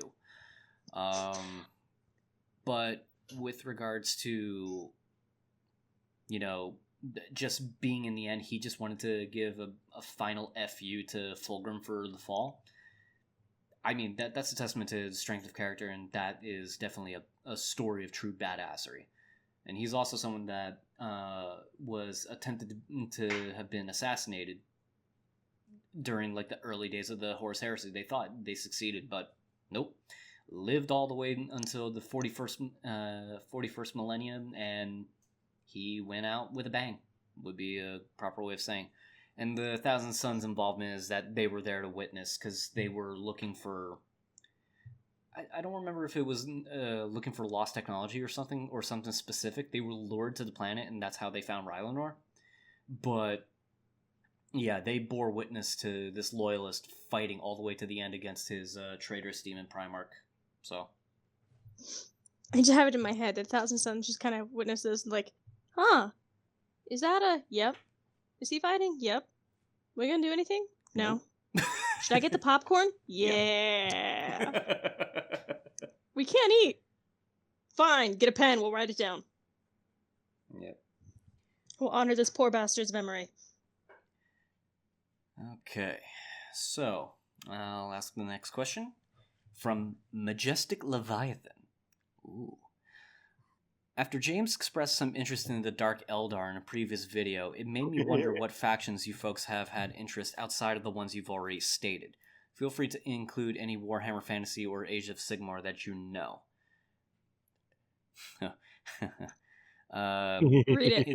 Read it. He goes full orc here, so let me see if I can get my my lexicon here. I know for you, me folks, what choosing another group of boys is hard, but for green lads like me, it's real simple. Wah! You alright? I'm trying not to scare the kids next door, so. Good idea. Okay, so in this case, other species. What factions in terms of other species what are you guys interested in? Would be a good way of looking at. Eldar. I know you really like elves, but the Dark Eldar are not what you think. It's not even that. I just want to be a sexy bitch. You can be a regular Eldar then. But the Dark Eldar are no. I don't even have a response to that, James. God. I don't care. You do you, because I don't have to see. Come on. If anyone has went to my channel, by the way, go check out Nerfing Lionheart Customs. you will see the hideous chud that I am. Oh, So, Oh my gosh. you're not hideous. I've seen hideous. You are not. Yes, that. you cannot say this. You have a lovely, beautiful wife who loves you. which I still don't know how this happened. Because obviously you're not a hideous chud. Okay. Chelsea, outside of humans, or chaos in a sense, what faction would you line up? So, I have a human answer and I have a non-human answer. Oh. The human answer is what I've said, the Raven Guard. Yep, Raven Guard from Corvus Corax's faction. Yep. Because 14-day nap sounds awesome. Right. That is the only thing behind it. Well, no, and I think when I did some basic research on them, they do seem a little bit interested into learning Mm-hmm. and knowledge. I'm like, oh yeah, that's cool. So they're pretty cool. The non-human answer is the orcs, actually. What? Because orcs function on the system that if they believe something, it's real. And it's the same kind of wonderful magic as what kids have. Because when you're a kid, you have all these ridiculous things you do, like there's monsters in the dark, obviously, because it's dark and you don't know what's in there, so there's monsters. But they come up with their own little things, like if I wave my arm in a circle, or if I step on this board with this foot, if I blink this X amount of times, then I'll be fine. And it works for them. They make their own kind of magic all the time as kids, and they play these imaginary games where they see giant scenes and epic battles and amazing things just in their heads sitting in a room, but the other kids around them can see it too. And it's this wonderful kind of magic, and orcs have that. I mean, obviously they just want to fight things, but they have that, and that's so cool. I'll have They to put together a really bunch of throw a scrap. wrench into that because that is still a gross oversimplification of how. Well, it is an raw energy oversimplification. works. Wait. Before you destroy her hopes and dreams, I would just like to say, oh my god, that was probably the most wholesome answer I think I've heard just all night regarding this. And probably one of the most wholesome things I think I've heard Chelsea say in quite some time, which is why I call her the sweet, innocent one of us all. Yeah. From time to time. Time to time, yeah. So, oh my, like Chelsea, like right now I have feels. You gave me feels. Well, it's that wonderful kind of child magic. And well, and that's what's cool about the orcs. They have a fraction of that. Obviously, they don't have the real thing. But they're, like you said earlier today, they're the closest thing you'll get to a happy ending in Warhammer. They're the happiest. Because they get to do what they love. They get to fight. Yeah. And they get to do their own magic, which is they throw random bits together and they make things. Like, we're going to put these hunks of metal together and it's going to be a ship. Why? Because it is. Does it have to actually work? No. But because they believe it does, it does. That's so cool. Well, it also comes down to like the colors. Colors mean everything to them, and the one that still strikes me as probably one of the funnier ones was purple is the sneaky color. Because have you ever seen a purple orc? No? Well, there you go. Oh my gosh, I love it. See, and that's another thing, like with the child magic, where blue is lucky. If you're wearing blue, you're probably gonna win. If you're red, you're gonna go fast. Always win against them because they're the luckiest. Yeah. And like, there's Commissar Yarick, who's probably immortal because the orcs believe he is. So far, as we've seen. So far. But it's that kind of wonderment is amazing to me, and I love it. Even if it's the orcs where they just want to murder everything. Like, not even maliciously, like, we're gonna make it a bloodfest like Khorne. Mm-hmm. They just want to have fun and kill things. They just want to fight. Yeah, and I'm just completely awestruck by the fact that you've made the orcs sound like the most whimsical of all of them. Well, I mean, you know, if you're comparing them, they kind of are the most whimsical. Yeah, kind of. They're not depressed. Everyone else is depressed and dying. The orcs are just out there having a blast. Yeah. Alright, well, Xeno side for me.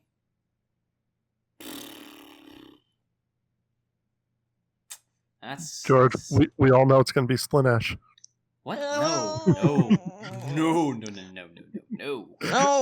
I know, I No. just wanted to get that reaction. I'm sorry. How dare you? If anything, you're the one who's closest to that, given the fact that it's the Eldar's fault that Slanesh exists. Yeah, fine. Oh, Lord.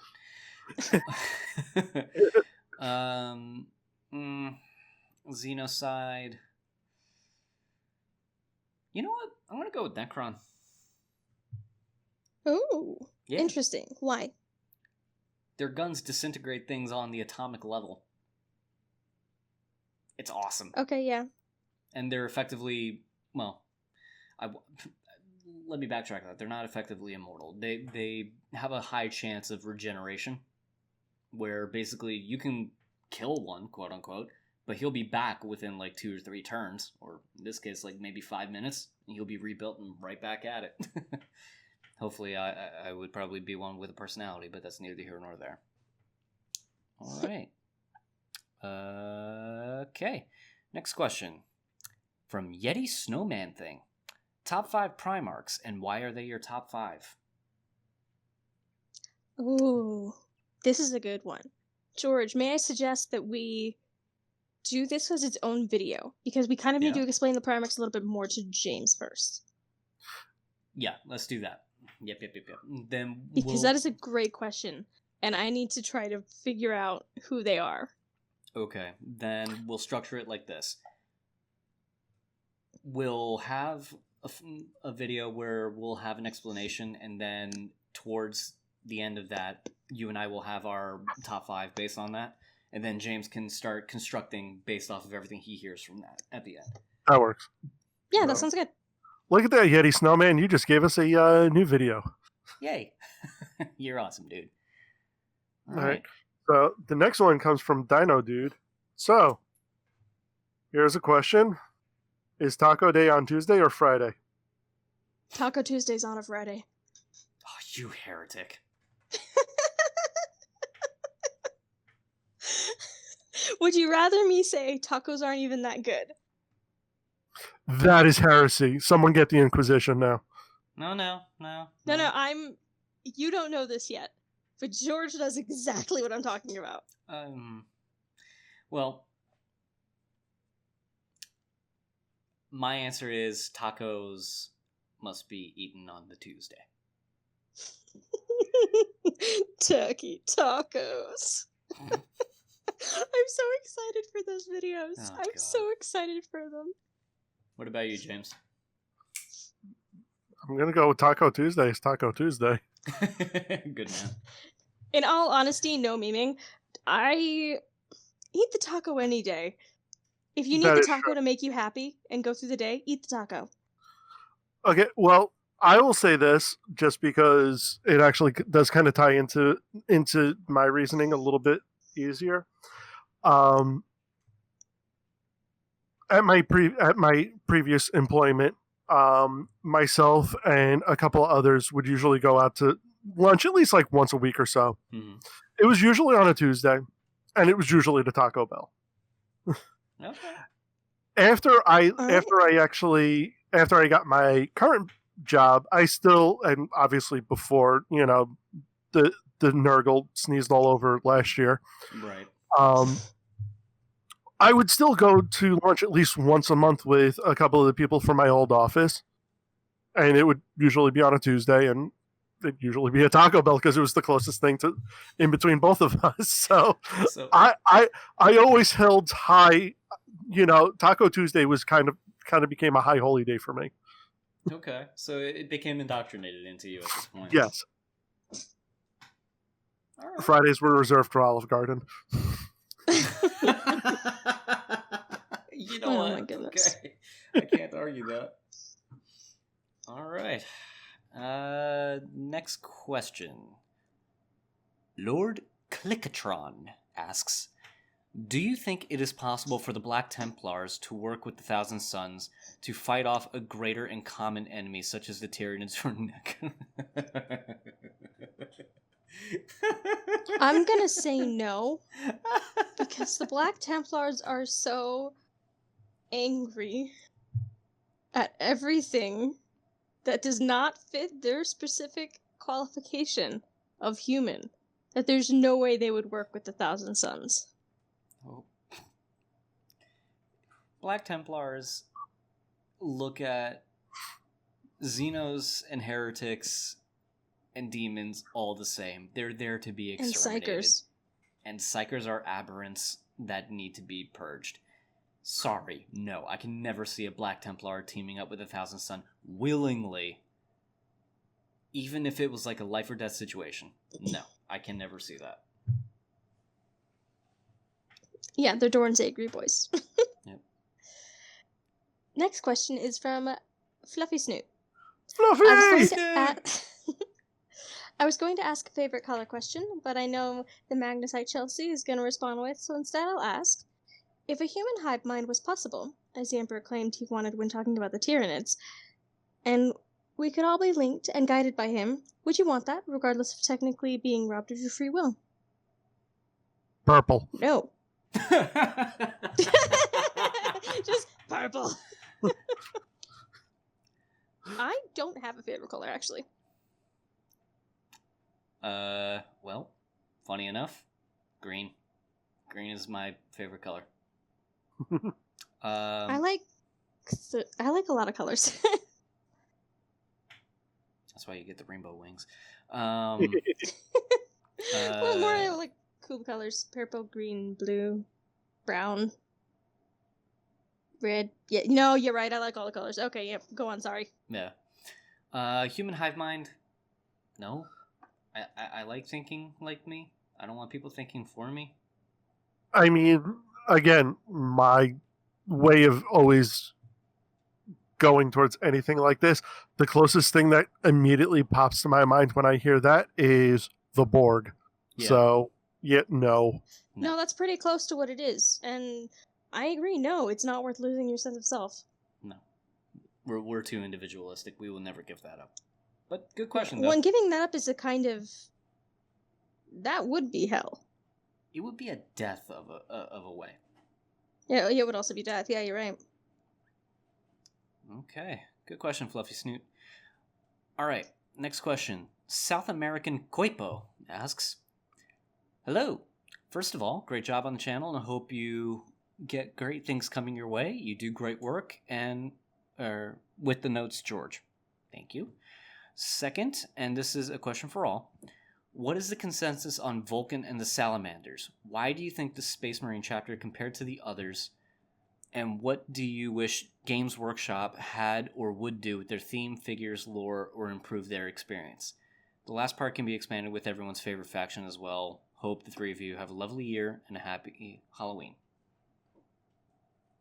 So my consensus, my thoughts with Vulcan and the Salamanders, I think they're pretty fantastic because they're one of the chapters that I think actually care about people. Which is nice considering that I'm gonna say, like, I don't know for a fact, but when you're a big, bad, mutated super soldier, why would you care about little people whose life expectancy is Nowhere near. Yeah, as a droplet of your own. But from what I understand of the Salamanders, correct me if I'm wrong, they do. Mm-hmm. They're still good people. So I'm like, yeah, I love these guys. And they're artisans. They make stuff. That's also cool. True. Because in the lore, they would do anything to secure as many citizens' lives as possible, even if it means putting themselves at a disadvantage later on to win the war. They're not a chapter that accepts sacrificial casualties as a part of their stratagem. It's just not them. Didn't they fight the Inquisition about that once? I believe so. But I'm... So yeah, they also fought the Inquisition. Yeah. Go Salamanders. I have to do another lore dive again to remember that correctly. There's a lot, and I'm still too new to really recall offhand because I'm not a lore expert. But yeah, when it comes down to final authority, if it means that they'll save a life, they'll disobey that order, and they're just gonna fight as hard as they can possibly fight. That's what they do. They're just good boys, you know. And we love them. Mm-hmm. So I guess in a way that expressed my opinion on there too. Yeah. What would I want Games Wait, Workshop to... hold on. James, what do you think about the set? From what you know about Vulcan and the Salamanders, what do you think? Because you know a wee bit, because we've talked about them a couple times. That's kind of a hard question to ask him, considering he still doesn't have fixed concrete, context. That's true, but thumbs up or thumbs down? Let's go with that one. Thumbs up. There you go. Yeah. Okay, so what would I like Games Workshop to do with their theme, figures, and lore? Keep the salamanders as wholesome as they are. Cool. What I want Games Workshop to really do? Fix the Wulfin. Jesus, if you're going to put up any of these figures, at least do something about the figures to actually make them look good. Same thing with Lehman Russ's statue, by the way. Good lord. I was going to say, I've barely seen any of the figures. There's only one thing I would change, and that would be the Lehman Russ figure, because it looks like somebody chewed up and I'm really sorry to people who love and adore this, but it looks like somebody chewed it up and then let it melt and then gave it away. I get they're trying to make it look like an action shot of him just rushing into battle, but he just looks unnatural and awkward, and his pose is just awful. Rework it, do a re-release, do something, but fix him, please. That's my Primarch. I knew you were going to probably bring that up at that point. I've complained about it already, and it's one of the main reasons why I became less excited about building a Space Wolf collection, because I was thinking like, oh, I could get my Primarch, I could get like a whole bunch of the units. Now the only thing I'm thinking of is just getting a few skirmisher units of Space Wolves, and if they ever re-release Lehman in a different way that looks good, that's the only thing. But Lehman Russ's statue, I can't believe I'm saying this, I refuse to get it. No. The Magnus statue isn't that bad. Yeah, it's alright. It would be atrocious to paint, though. Oh my gosh. I wouldn't be able to paint it. Wait, because which one? I'd be too worried about messing it up.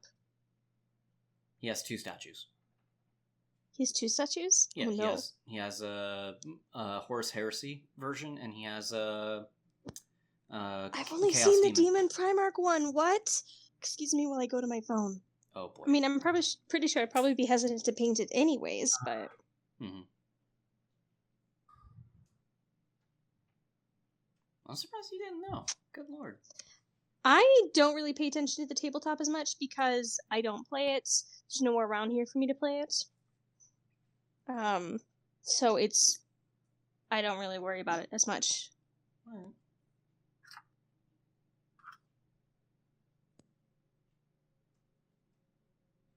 There is a little demon that is next to me and vying for attention.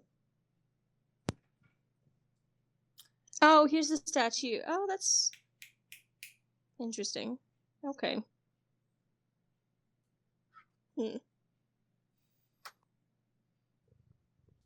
So next question. Next question we have is from Second Legend. Really a question for whoever is up to date on current Warhammer lore, I assume George and possibly Chelsea. Which Primarch do you think is coming back next? In current Warhammer lore, not TTS, my money is on the Lion. Yes! I'd have to say Lion is definitely the contender because... Yes! Yeah, there's Gilliman's a lot come of back hints. already, hasn't he? Who? Gilliman? Oh yeah. He's back and he's in full force. Yeah. All right, wasn't he fighting with the Lords of Terra? That's I think that's what the newest stuff is going on right now. But I have to read. I actually have to take time to read the current goings on in the Imperium because there's a lot that I'm kind of just jumping in. And it's a little too deep as of right now. But I just love it. Makes total sense for. Okay, no, sorry, go on. But yeah, to go back to the question, out of all the prior marks that I can see coming back into the modern day, it has to be Lion. Maybe Perturabo?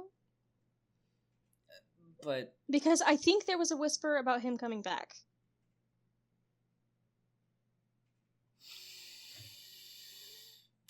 Perturabo, there's a chance, and because they do mention his legion with the demon pit Kulaba. So there's a chance of him coming back. But I just remembered. What? Fulgrim. Oh. There was an actual recent short story that hinted very greatly that it could have been Fulgrim coming back. Okay. I wonder if it's real Fulgrim or clone Fulgrim, because I feel bad for clone Fulgrim. That poor guy. It's the first, not the latter. Ew. Yeah. All right. Xeno PSS MDK. Hey Z. Your question is: are there any plans to look at other universes like SCP, Warhammer Fantasy, Dungeons and Dragons, Dune? I mean, that could be fun. Yeah. There's always for Dungeons and Dragons. The only one I'm familiar with is the Dritz books. I didn't even know and those D&D are a fun had read. books. Yeah, they do. Well, I've only read one series myself, which is The Legend of Dritz, which is a drow, but he's a good drow. Okay. So it's like him getting out from under the dark and meeting other people and going on adventures and stuff. It's really cool. Okay. Yeah, I mean, they got books on a lot of stuff. Like even Magic the Gathering has tons of books. I mean, Resident Evil, even, I remember back in the day, had a bunch of like novels and stuff. It actually had a really good series. I think it was like 6 books long, and it was 4 were based on the games, and 2 were actually standalone novels that like kind of filled in the gaps between games, which were actually really cool. Okay. And really well done. But yeah, I think that was kind of the whole idea of like the Introducing Friends series, where we started with 40K, and then it was, after a while, we were kind of putting along the lines of like, okay, what else can we do type of thing.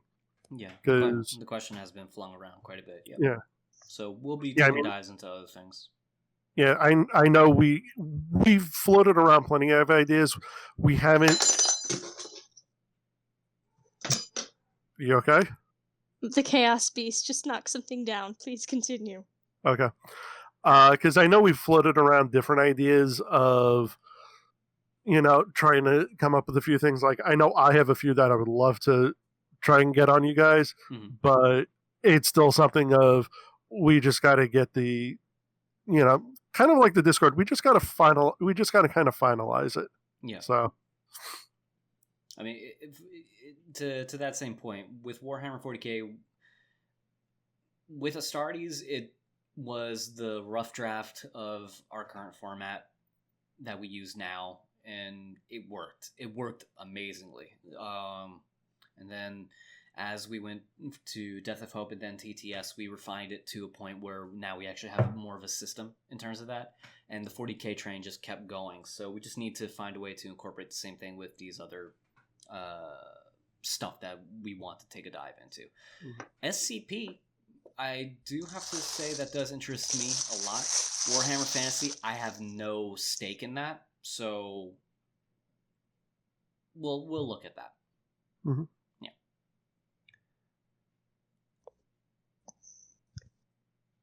Okay. He goes on to ask, if 40K were to end story-wise, how do you think the writers will handle the narrative, aka the end times, Emperor coming back, old ones resetting everything, etc.? I will say this: whatever it is, no one is going to be happy with it. Yeah. Yeah. That's a fair assessment. Yeah.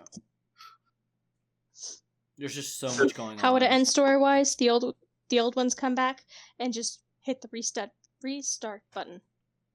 And that's it. They're going to pull a Mighty Max. I don't know what that means. Okay, so for clarification, I'm old, and back in the 90s, there used to be a toy line called Mighty Max. It was basically the boy version of Polly Pocket. Well, just like everything in the 90s, if there were toys, there was an associated cartoon with it. And the cartoon, which honestly, it ran for more seasons than you would have thought, but it was really interesting in the simple fact that, just quick overview of it, it obviously starred a boy named Max, who had basically a magical baseball cap that would open up these portals to all these different worlds.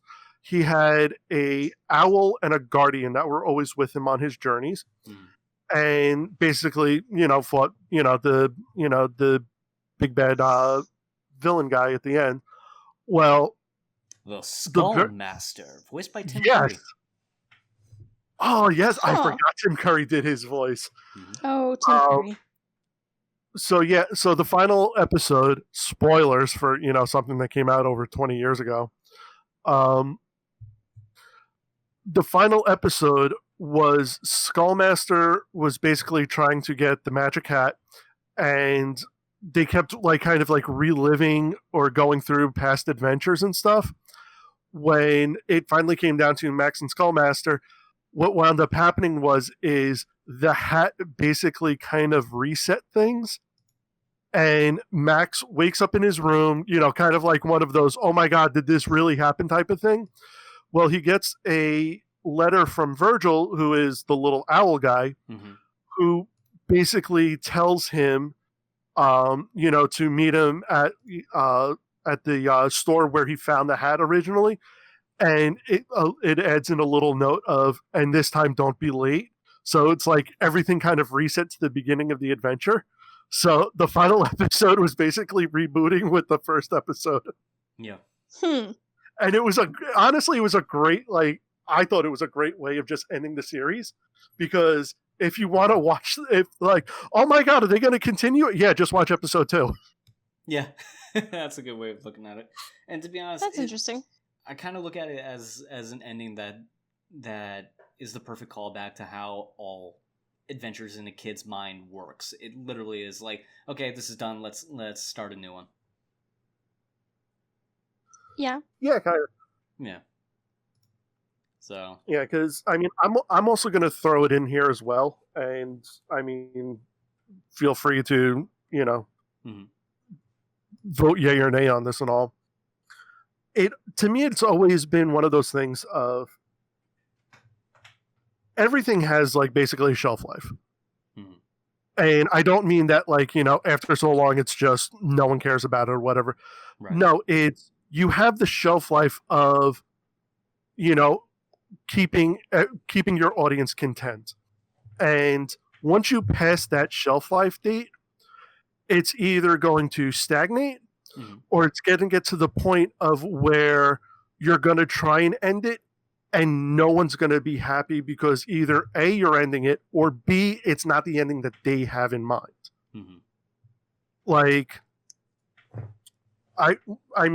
For example, and I'll own it.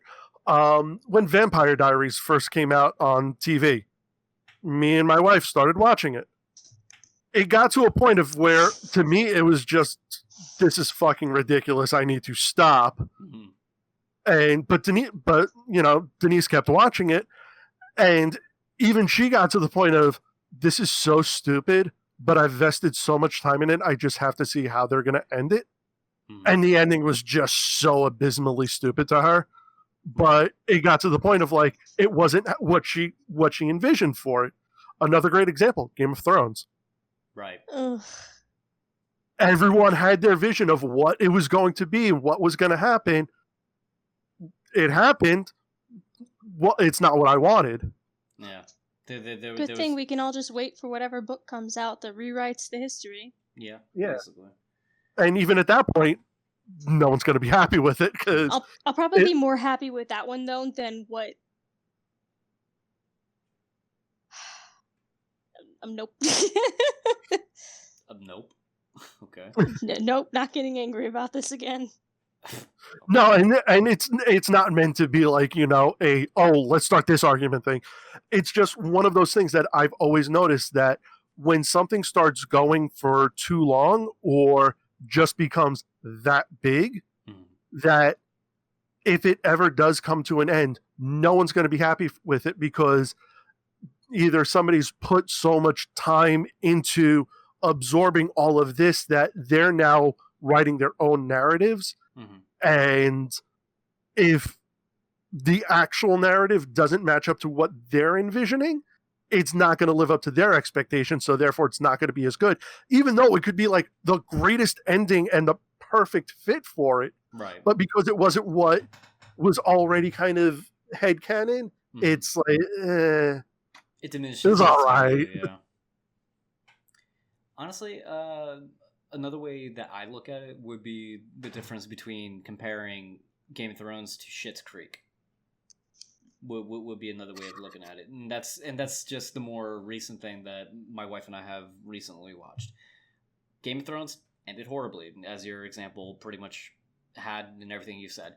And watching Schitt's Creek from season 1 through 6, I mean, it was just a story that kept on going, and sure, some expectations were drawn, but no matter what, it was still a narrative story of just good characters just playing out their lives. And when it ended, I couldn't even complain, because honestly, it was an ending that I was more or less very much satisfied with. And like you said, it just comes down to the fact that the writers had an idea from beginning to end where it was going to be. And because of that, it did not go stale by the end. And that's something that I appreciate from it. So, yeah, but that's just my 2 cents on that. Yeah. And that's all any of this really is, so... True. Yeah, we're just discussing. Yeah. Okay. All right, so... Last one from him was, is Shrek Gork or Mork? Really? Shrek is Gamork. The combination of the two. Shrek is Orc. That's it. I know, I see Mork and I think Robin Williams. Not even an orc. Yeah, Mork and Mindy. Nano. Or the fact that he cursed in so many languages. He had to be censored in like 7 Robin Williams, beautiful gem of a man. Okay. He is in Ultra Heaven. All right, so the next set of questions comes from Kane241st, and, thank you for the warning. I have many questions I would like answered. If you permit me to ask them all, I will order them below. If you only want to give one, pick one of your favorite and answer. Well, fuck it, we'll go for them all. Okay, so first one is, we'll try and shotgun these. Okay, so number 1 is, if you had to pick your top favorite traitor and loyalist Primarch, excluding your own Gene Fathers, what would it be? I think we've already answered that, right? Yeah, we've revisited that already. Yeah. Okay, so please see previous answers. Number 2, Duke Nukem said, power armor is for pussies, and I must ask, do real men wear flak armor? Remind me what flak armor is again? Okay, so I'm kind of confused here with regards to how this ties into 40K, to be honest. I'm not entirely sure. I'm guessing the whole power armor thing, because, the Astartes wear the big bulky armors, and Duke Nukem doesn't, because he's badass. Well, Duke Nukem can go charge... Well, oh gosh, he would just be a Catachan warrior, wouldn't he? I was about to say he'd go charging in Sans armor, but he'd just be a Catachan. And because that's what they do. Yeah. Okay, so I am like 5 kinds of stupid right now. Okay, so he is making a reference to armor in 40K, and the flak armor is the standard issue armor for the Astra Militarum, so for the everyday grunt. So in other words, his question basically boils down to: do real men wear flak armor? And I get the strong connotation, meaning that Catachan who don't wear any armor are badasses. So. Oh, and fun side note, I've actually met John St. John. He is an awesome dude, by the way. Wait, really? Yes, John St. John is the voice of Duke Nukem. For those of or looking with confusion, much like probably Chelsea is right now. Actually, I think I've heard you say this before because you've also showed us a picture. Yes. Ah, okay. It was a pleasure to meet him. So That's good. That's real cool. yes. I like when people are actually genuinely nice people. Yes. Okay, and next one is if Game Workshop were to ever open up their doors to the ideas of creative fan suggestions for models, lore, or something else, what would you try to get added to the universe and why? You would say a new Lumen Russ figure, I'm sure. You got me right there. Yep, that was the first and only thing that came to my mind. A new Lehman Russ figure. Which, to be honest, yeah. Yeah. Because I feel bad for all the Space Wolf fans who have that. Look at that. I mean, the only thing I could think of off the top of my head, because our friend Charlie, who has become an avid figure collector, has shared a couple of the McFarlane Astartes figures. I wouldn't mind seeing a Ravenwing version of one of those, because that would be kind of badass. Wait, hold on. Is it Bandai or McFarlane? I know Bandai did a couple. The ones Charlie had were, I believe, the McFarlane ones. Because the Bandai ones are I think like $50 or $60. And I know he's not dropping that on that stuff.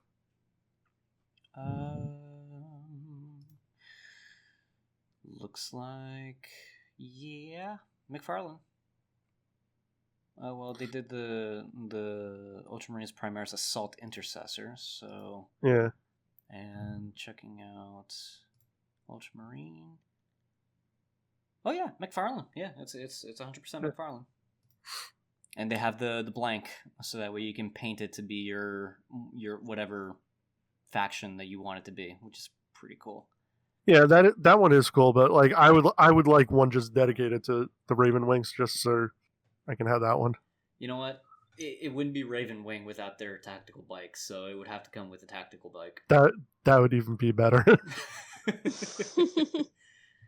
Okay, and the last one from Kane 241st, and this was also kind of combined with one that was also asked by Attila Toth. Oh. If you had to actually live in 40K, what race or faction would you be a part of, and do you think you could beat the odds? Likely answer no, but might as well ask. Love your series. Hope to see more of it soon. You guys have a great day. So. No, I'm dying. I'm just gonna piss off everybody. I'm just gonna die. Oh, man. Maybe I'll just summon chaos and just be like, hey, Zane, do you want to make a deal, bitch? No. First off, no. That's the only way I'm surviving. Sure. If being cast off into the warp is anything close You're gonna go to the warp anyways when you die? Yeah, don't Might as well have fun getting there. Well, if I had to say, I mean, I can't see myself as Eldar. I can't see myself as Orc. Necron, that's not much of a life unless you're one of the higher ups. And no, I am not going to be Tau. In Tyranids, no. So at the end of the day, Imperium is my only answer. And I only say that because that there are so many worlds throughout the entire Imperium. One guy's life in a sea of over millions of planets that range from, horrible conditions to feudal to paradise lands. It's the idea that basically life is life. It's either going to suck or you're going to make the most out of it. And I would just rather take the risk and just put me on whichever planet and I'll make the best of my life as I can. That's how I look at it. You kind of know computers, so you actually might do pretty well with Mechanicus because you would understand how to use the old technology. Yes. Then there's also the fact that I really don't want to insult any tech priests near me here, but they don't know how a lot of that tech works. Yeah, but so you know how to be like, you'd be like, hey, I can do that. No, you can't. And then you do it, and you'd be like, oh. Yes. And then keep you alive. And you would be a god amongst them. Yeah. You would think, but there's always a chance that instead I would be labeled for committing tech heresy, for not observing the rights of their ordo in order to make those machines work properly. If I just activate it. Oh, right, I forgot they have to do all these prayers and stuff because they think that's a what fucking helps. thing? No, that's a thing. Fucking thing, dude. Oh, Jesus. I forgot about that. Oh my gosh. And there's an example of something like that coming up that I am desperately wanting to use as an example to explain and drive home my point, but I can't because it's coming up. Is it the boy one? No.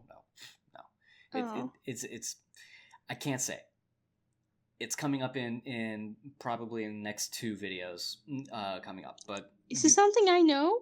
No, actually, you don't know it. Oh. Yeah. But anyway, as a Mechanicus, the most I could hope to go my way is if I replace my lungs and most of my organs with machines that I can easily fix. And that's I it. wasn't even saying as a Mechanicus. Like, you showed up as a human and be like, hey, I fell from the past. No. I know how to work this. I would be better off playing the lottery of finding whatever STC and then using that to become a governor of a planet somewhere. That's like the best. Huh. A TI-83 calculator. If I bring that with me into the 40K universe and I show them about, hey, I found an STC, and they were like, oh, give them a planet. Show up with an iPhone. I still have one, by the way. A TI-83? Yeah. Oh my calculators. God. I think I do have one too somewhere. I also have a graphing... No, wait, do I have a graphing calculator still? I don't know. Hey, you want to know something? It can play Doom. It can play Doom, that's right. Oh, Lord. But that was a good question. I like that one. That was a fun little experiment. Me, I'd just be dead. Just play the gamble and see where you die. Yeah. Okay. Maybe act as a librarian and be like, here's how the history of things that happened in the early years. Because all the knowledge is lost. The year 2020 was a rolling pile of shit. But not nearly as bad as things are in this year. Oh my gosh. Yeah. Like, where did it all go? Where did it all start going wrong for humanity? Well, let me tell you about this gorilla. Harambe, Harambe, lying on the floor. Oh my goodness. Okay. Next question before I start laughing like crazy and I wake up the neighbors. Okay, and the question asked by Shadow Strider, I fucking hate reaction videos, and Joshua's song can be best summed up with if you had to pick an alien faction, which one would you pick? We kind of already threw that out there. But if you had to write an alternate heresy where the Loyalist and Traitor legions were swapped, what would you do? Oof. That's an interesting question, where the Space Wolves would be the traitors and the Thousand Sons would be the Loyalists. Well, that'd be easy to write. What? I said that would... Well, to What, make the Space Wolves... Well, to make the Space Wolves the traitor, they've already... Part of them have fallen to Khorne already, so it would not be hard to write them as falling to Khorne during the heresy.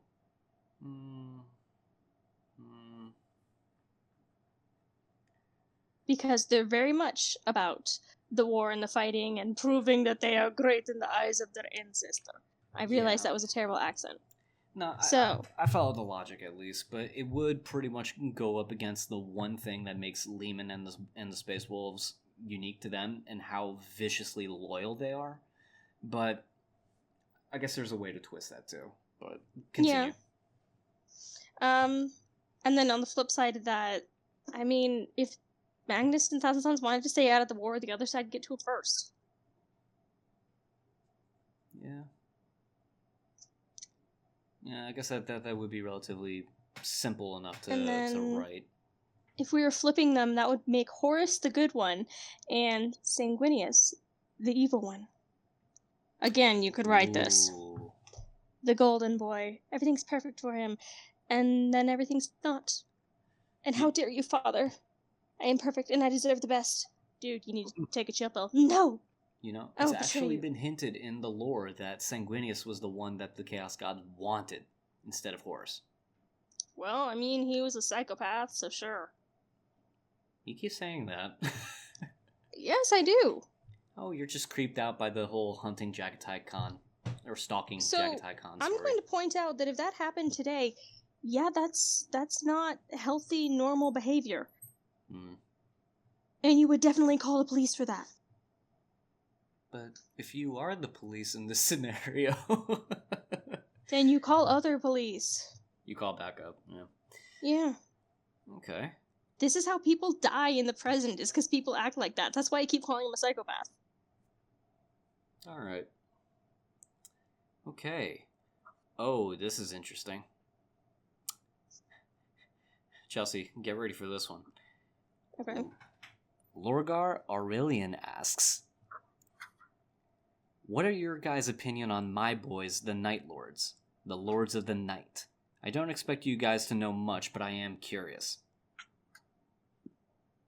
Admittedly, I don't know who the Night Lords are. I thought, weren't they Curse boys? Conrad Kurz, yep. Oh, then why are you saying you're Oh, okay. I was confused by his name, Mm-hmm. and then because I'm like, wasn't Lorgar the Word Bearers? Yeah. I'll So- say this about the Night Lords and that Primarch.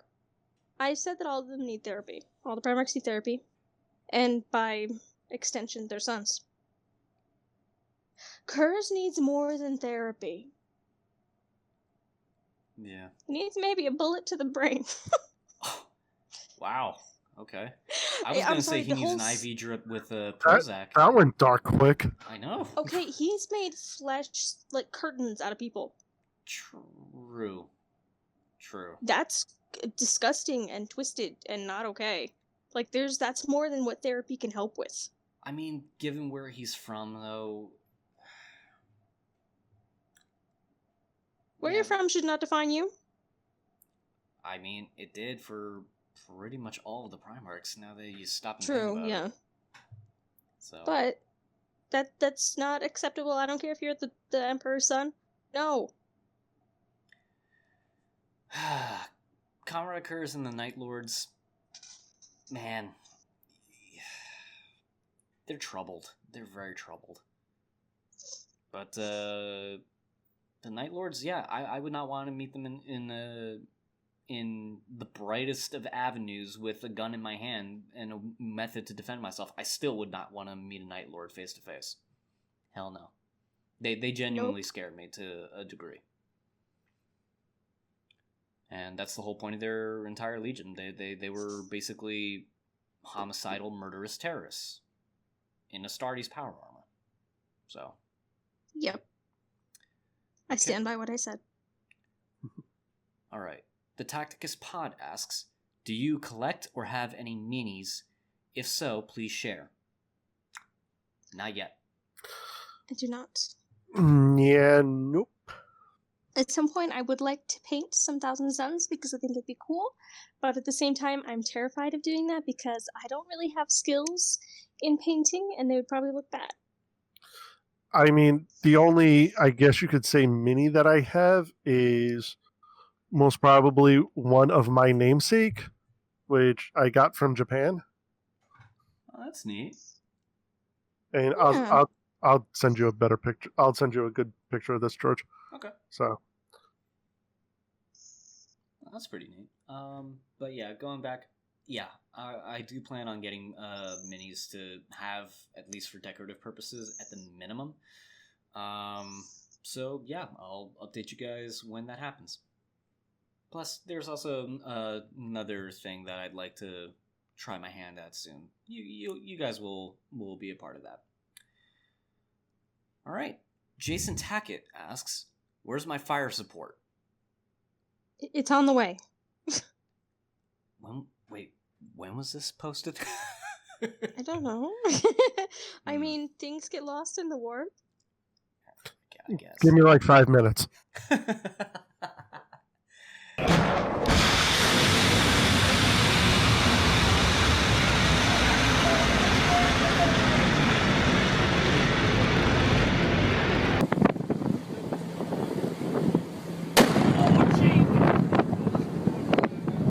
Okay.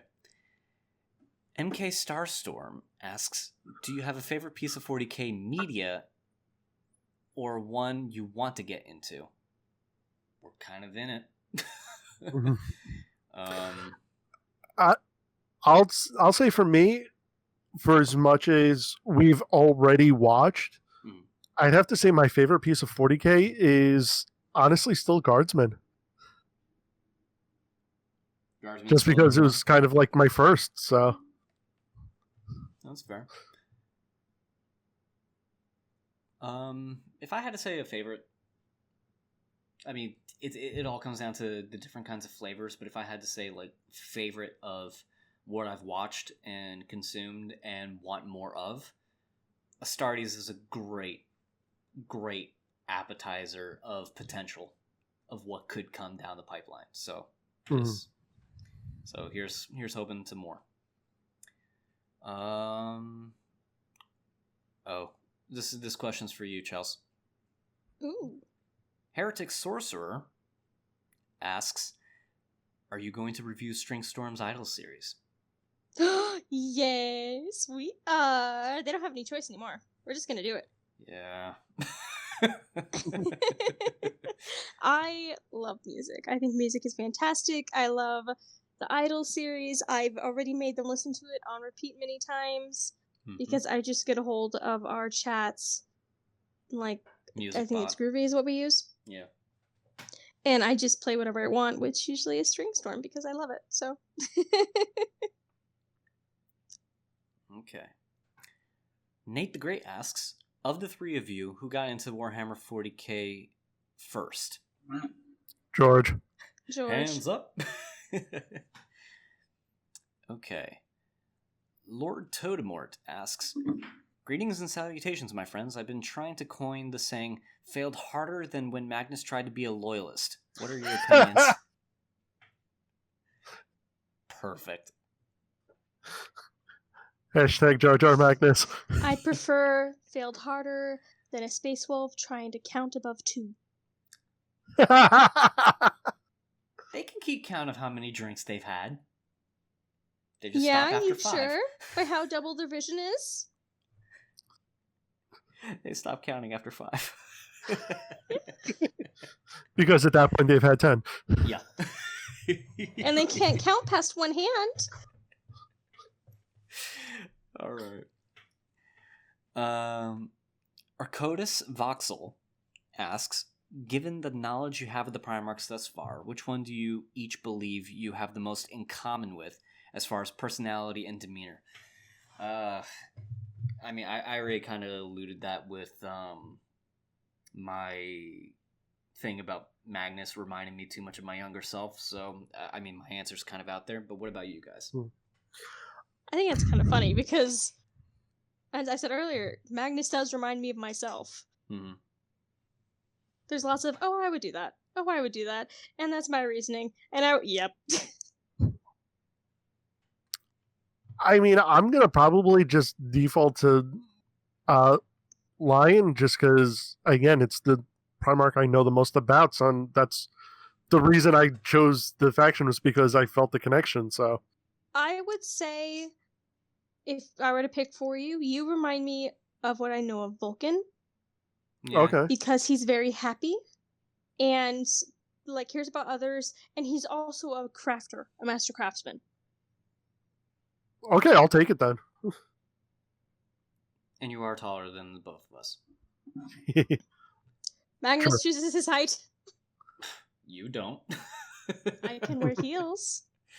Oh, screw you. Chelsea, unless you were wearing 8-inch platforms, you wouldn't come close to my height. Okay. True, but yeah. All right, next question. Kaleo Arnold asks, Slime Marbo when? Now. When Slime Marbo wants. What? Purple. Purple. I was gonna say when Slime Marbo wants to show up. Which is eventually. Which is eventually. Well, the only thing I can think of the only time I've ever seen Slime Marbo was in TTS. Yes. And honestly, I thought it was, when I first watched it, I thought he was a TTS character. I didn't realize he was real. Yeah, he's real, and he is. He is basically the Rambo of 40K. But let's be honest, if we really wanted to be factually accurate, he would basically be Audie Murphy. For I don't those know of who you that who one know is. your history, look it up. Okay. Blue Team Fred... Wow. Blue Team John Fred Linda Kelly asks, will you guys upload videos of gameplay? Or I get it. I like that one. Aha. There you go. What? I don't... Wait, what? What is it? It's a great Halo. It's Blue I Team. figured it was Halo, but... Yeah. Oh... John Fred Linda Kelly. Yeah. That's what you were ahaing. Okay. Yeah, that's I'm like, that is a long. What the? Oh. Mm-hmm. Okay. Well played. Well played. Okay. So, Blue Team John Fred Linda Kelly asks, will you guys upload videos of gameplay or tabletop recordings of various Warhammer games? We'll be I'll be streaming the video games for sure. Tabletop, we'll get to that when we get to that. Will you I forgot guys... to it. At some point in the future. Yeah, at some point. Will you guys post reviews or suggestions for different games and books based on Warhammer? Chelsea probably would. This possibly might happen in the Discord. Yeah. Yeah. Because there's gonna be a channel for books. There's gonna be different channels for like fan arts or whatever. So yeah, because it's just gonna be a place to maybe exist with other people and not fight. We're basically gonna have an appreciation for the stuff that's there, and the book club idea is definitely going forward. So yeah, we'll be talking about the books and having that. In terms of outright reviews and suggestions, I personally don't think that I have any merit or skin in the game to pretty much have any weight to say, oh yeah, you should definitely read this, but not this. It's Warhammer 40K. Pick something up. If you like it, you like it, and you don't, you don't. That's as far as my place in that question lies. But for the book club thing, that'll go forward. So if you want to discuss, there you go. You have an avenue to do that at least. I mean, the bread and butter on my channel was originally reviews, but unless something sucked hard, I always even left it up to the whole, this is my opinion of this. If you still want to go for it, go for it. I'm not stopping you. I'm not your father. But be warned, it's not going to be the be all end all type of thing. So yeah, I would feel hesitant about even giving a review about something just because what if I like it and you don't? Because I also have a habit of liking shitty movies, so. We all do. What's wrong with that? Apparently my brother does not like it. Good for him. So I'll be like, hey, you should watch this movie. It's awesome. Thinking like, it's not actually, but it's funny to watch. And then he'll just be like, why did you make me watch that? And I'm like, you didn't enjoy that? No. Oh. I will admit, I do sometimes have to, I do have that argument with Arlene every now and then. And for Arlene is my my YouTube channel co-host. Mm-hmm. So not to be confused with my wife. That's why since I've mentioned a few different female names, I just wanted to clarify. Makes sense. Yes. So yeah, she's of that mindset of like she hates bad movies, but it's like they're just so fun to watch because they're so bad. Mm-hmm. Yeah. So. Okay. Could you guys do reactions to the Flash Gets Warhammer videos as well as the Russian Badger Warhammer videos? Yes. I've heard Russian Badger before. I don't know if I've seen any of them though. He's entertaining. I'll say that. He is. Okay. His entire videos tend to be a bunch of shit posts and his friends basically just having fun talking smack, and it's genuinely funny. All right. Okay. You want to take this one? Sure. Oh my! I know why. Mm-hmm. This next question is from Joshua Song. Do you guys think an empress, the emperor's lovely, caring wife, would have made a difference to keep the royal imperial family together and preserve the Imperium of Man with the emperor? Like, I don't know, stop Horus from starting the Heresy Rebellion, prevent the Primarch sons from clashing each other, make sure that the Imperium of Man was stronger than ever, and negotiate both Craftworld, Eldar, and Tau Empire to unite together to fight Chaos, Greenstone Orcs, Necrons, Tyranids, or etc. Give better, helpful advice to the Emperor on how to be a good dad to his sons, or what do you guys think? No. You say no. I say no. But I say yes. What else is new? I know we usually disagree, but on this I'm adamantly going to say yes. I think it would have, because as I've said before, the Emperor is very cold to a lot of things. The Imperium to him, the way he runs it, it's almost like he doesn't want humans to excel at what they are. He wants pawns to do as he says. And his sons are no different. Like with Horus, he was the first one there, and he, for a while, was the only one who had his father's attention, and he thrived because he was actually getting feedback and being taught, getting to know how things work. Then as more and more sons showed up, he was shunted off to the side and kind of ignored, and pretty much like, okay, no, go roll this for me, and like shoot away. There was no love there. Love is usually a very tempering thing that will make people feel more comfortable, they open up, and they're less likely to lash out, or in this case, go seeking the help of Chaos Gods.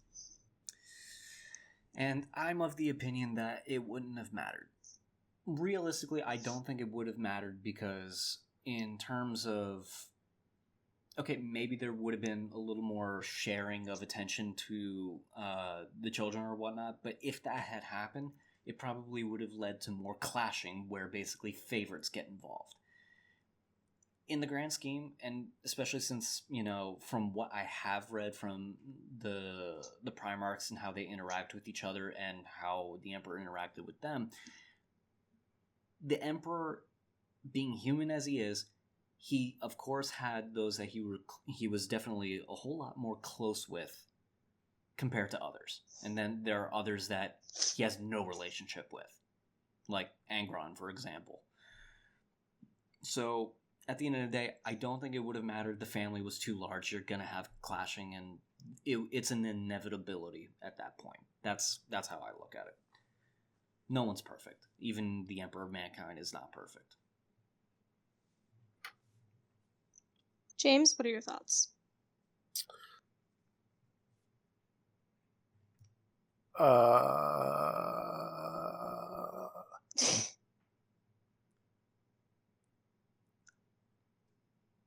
I kind of see both sides of that argument.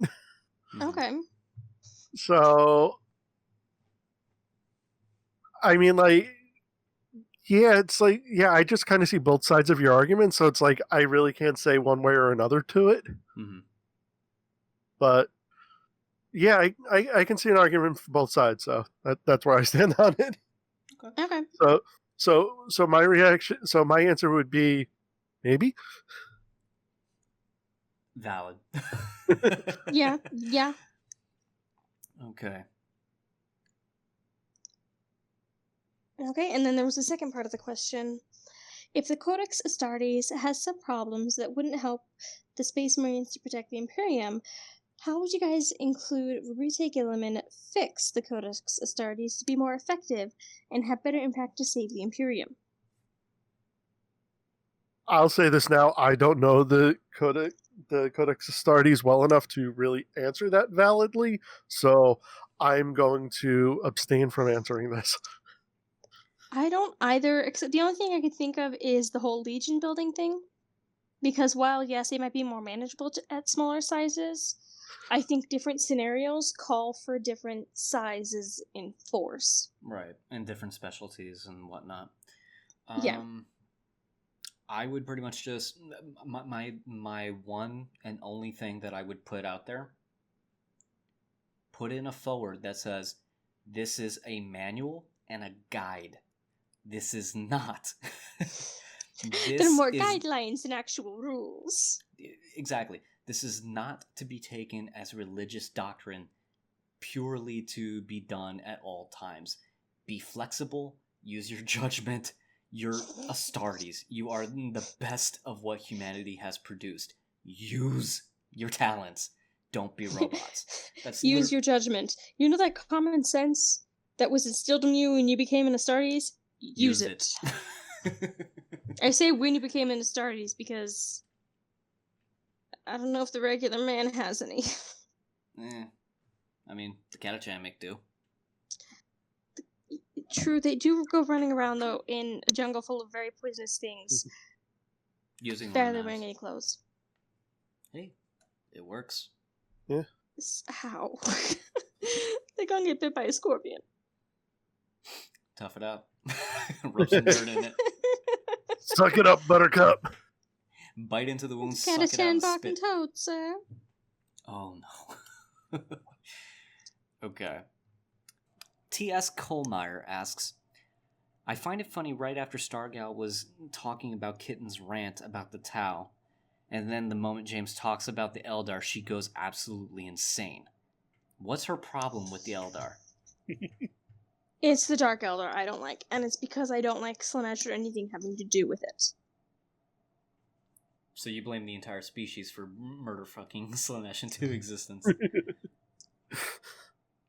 To be fair, when they first started it, when Slanesh was created, there wasn't Dark Eldar and Eldar, there was just Eldar. Yeah. The Dark Eldar were created, rather, after Slanesh came into existence. True, because they decided to continue that debauchery. Yeah. Yeah. That's a fair question. Or answer. Isaac Clark, dude, you submitted a freaking essay, and I'm not going to grade you. I'm only going to go with the first line. Did you notice that every single other entity in Warhammer 40k is an aspect of the past, present, or future of humanity? Yes. Yes. No. Okay, that's surprising coming from you. What do you mean no? I mean, I never actually thought about it. I mean, you can't write a narrative outside of what you don't know, or at least not anything compelling without knowing about it. And in this case, each of the factions are different stages of humanity and civilization in different areas, just either going in the ascent or decline. I'm just saying. You mean that? No, yeah, I did notice that. Yeah. So. Okay. Yeah. You sure you're not just saying that? No. I mean, you mean like how the Space Wolves are Vikings and the Thousand Sons are Egyptian and... well, like going into his example, Eldar, basically space elves, mega cocky, racist, and proud. They basically have been around since creation, and they have the perfect environment to develop both physically and psychically. They kill off themselves mostly throughout the galaxy. Now half live as permanent sex maniacs, and the other half like space snobs that have nothing really to snob about, but are snobs all the same. Or... I don't understand how that's an aspect of past, present, or future humanity. then let's look at a stereotypical look at the French Empire before the French Revolution,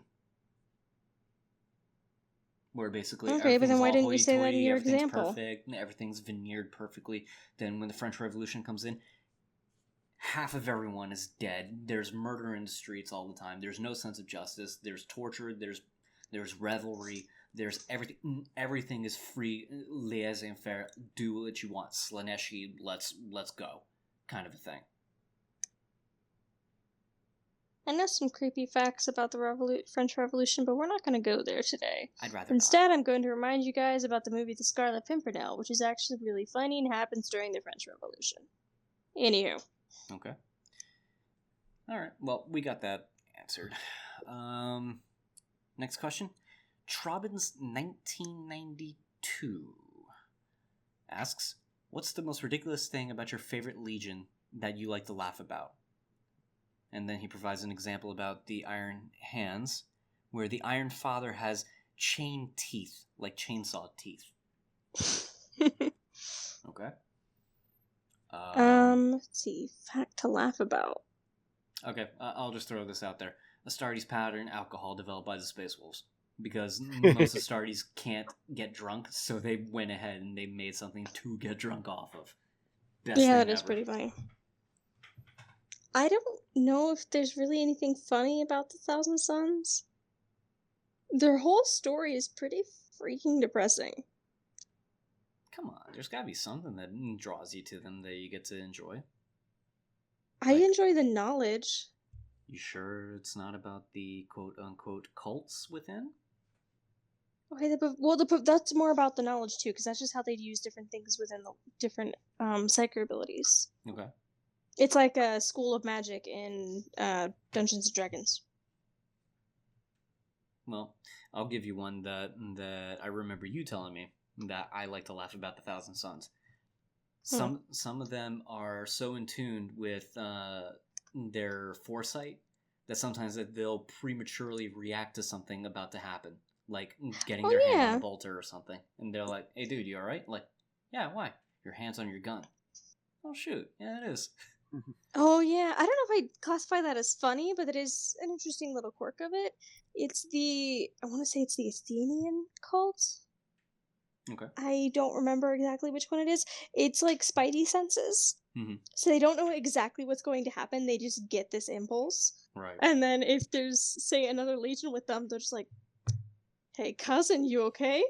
Yeah, I'm fine. Why? Your hands in your bolter. Oh, shit! Something's about to go wrong. What do you mean something's about to go wrong? I don't know yet. We're about to find out. And then they get unloaded by a tank. And it fucks them up. Yep. James, do you have an answer? I would have to say probably just, at least from TTS, the whole Lionel's club thing. Quote unquote. The gay bar. Yeah. I just laugh about that because I think that's freaking hysterical. Oh, it is. That's wonderful. I forgot about that. Yeah, that's hilarious to me. Woo, it looks like we're down to our last two. Well, looks like we are. All right. Zawardo Requiem der Penner. Really? He asks, what do you think would happen if Inied shit works out and Slanesh gets destroyed? Yay I for have the a Eldar. confusion. What was that? What's the what? Oh, you don't know. Okay. So there's a plan in motion for the Eldar to resurrect the god of death, Inied. So that way, because he is the god of death, he's probably going to be strong enough to deal with Slanesh and kill Slanesh finally. So that way the Eldar can finally pass into the afterlife without being consumed by her. Oh, that'd be cool.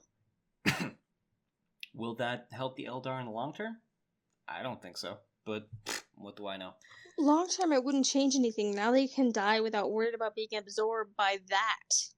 Yeah. And then forever existing in ceaseless agony in the warp. Yeah, so that's a much better alternative. Yeah. I would think so. Yeah. Plus, I think Inied Or the priestess of Ennead was the one who brought back the Thousand Suns. Ivrain. Wasn't it? Yeah. She Yeah, was able to pull off that stunt, which that might shocked also Arna. work out for my boys too. Maybe. No, it won't. I want to save those boys, okay? I know you do. I know. They're your boys. Okay, and Jackal Lantern, last question, asks, what are your favorite references and jokes in TTS in the videos you have done so far, and why? James? Oh, gosh. Oh, mine are definitely the strip studies. Strip studies are the fucking best. I cannot play that song without wanting to dance at least a little bit. I hate myself for saying that, but it's true. I'm sure when you're feeling low, you just put it on, you dance to it around the house. Accept it. Admit it. It's good for you. I will not confirm nor deny that may have been a possible outcome at some point. What about you, Chelsea? Sometimes you gotta do what you gotta do to be happy. No shame in that. That's fair. What about you, Chelsea? Oh gosh, there are so many jokes in that show that are funny. That we've covered so far. I have to throw this out there. That we've covered so far. I'm having trouble remembering what we've covered so far because I've watched TTS so much. Mm-hmm. So it's kind of blending in. It just all blends. So there are wonderful jokes. Like, there are hilarious jokes in the podcasts. Like, with the freaking Taco Tuesday. And you got Wamoody's being the little murderer he is. You got ECDC being the no, I must go for my hand to seriously Craven's demon in his face. Huh? He hasn't heard it. Oh, he's heard us say it. There's no use in pretending otherwise. Well, let's hope he might forget by then. He'll probably forget by then. If I had to say there was something that we've covered so far, I think that you probably got the biggest kick from was Magnus's bike.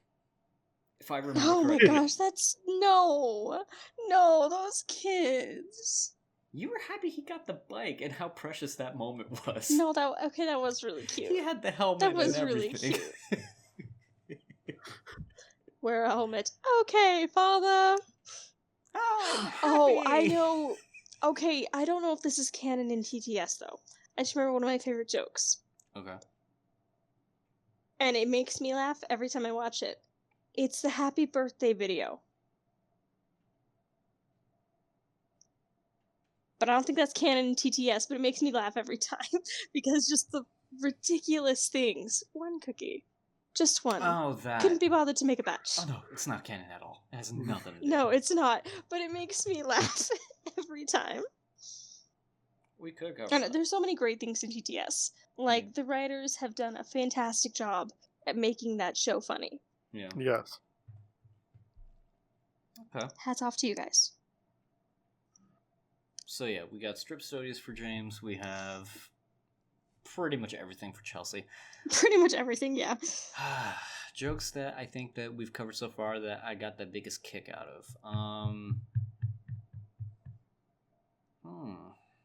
You know, it's kind of hard. Fucking canon.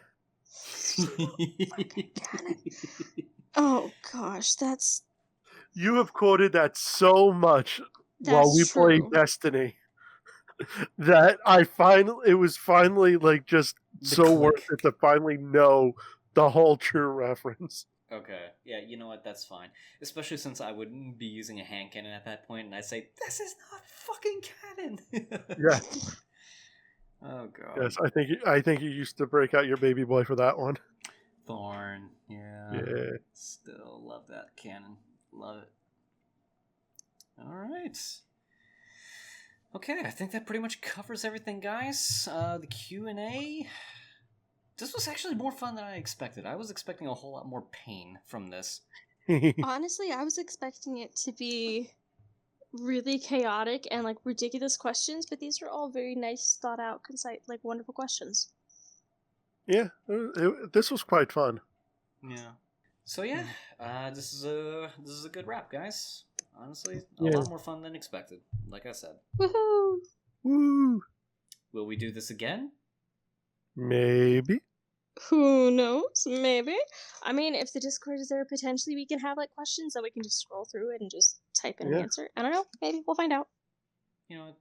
Yeah, that's fair. And plus, it sounds like I got a 2-to-1 answer regardless.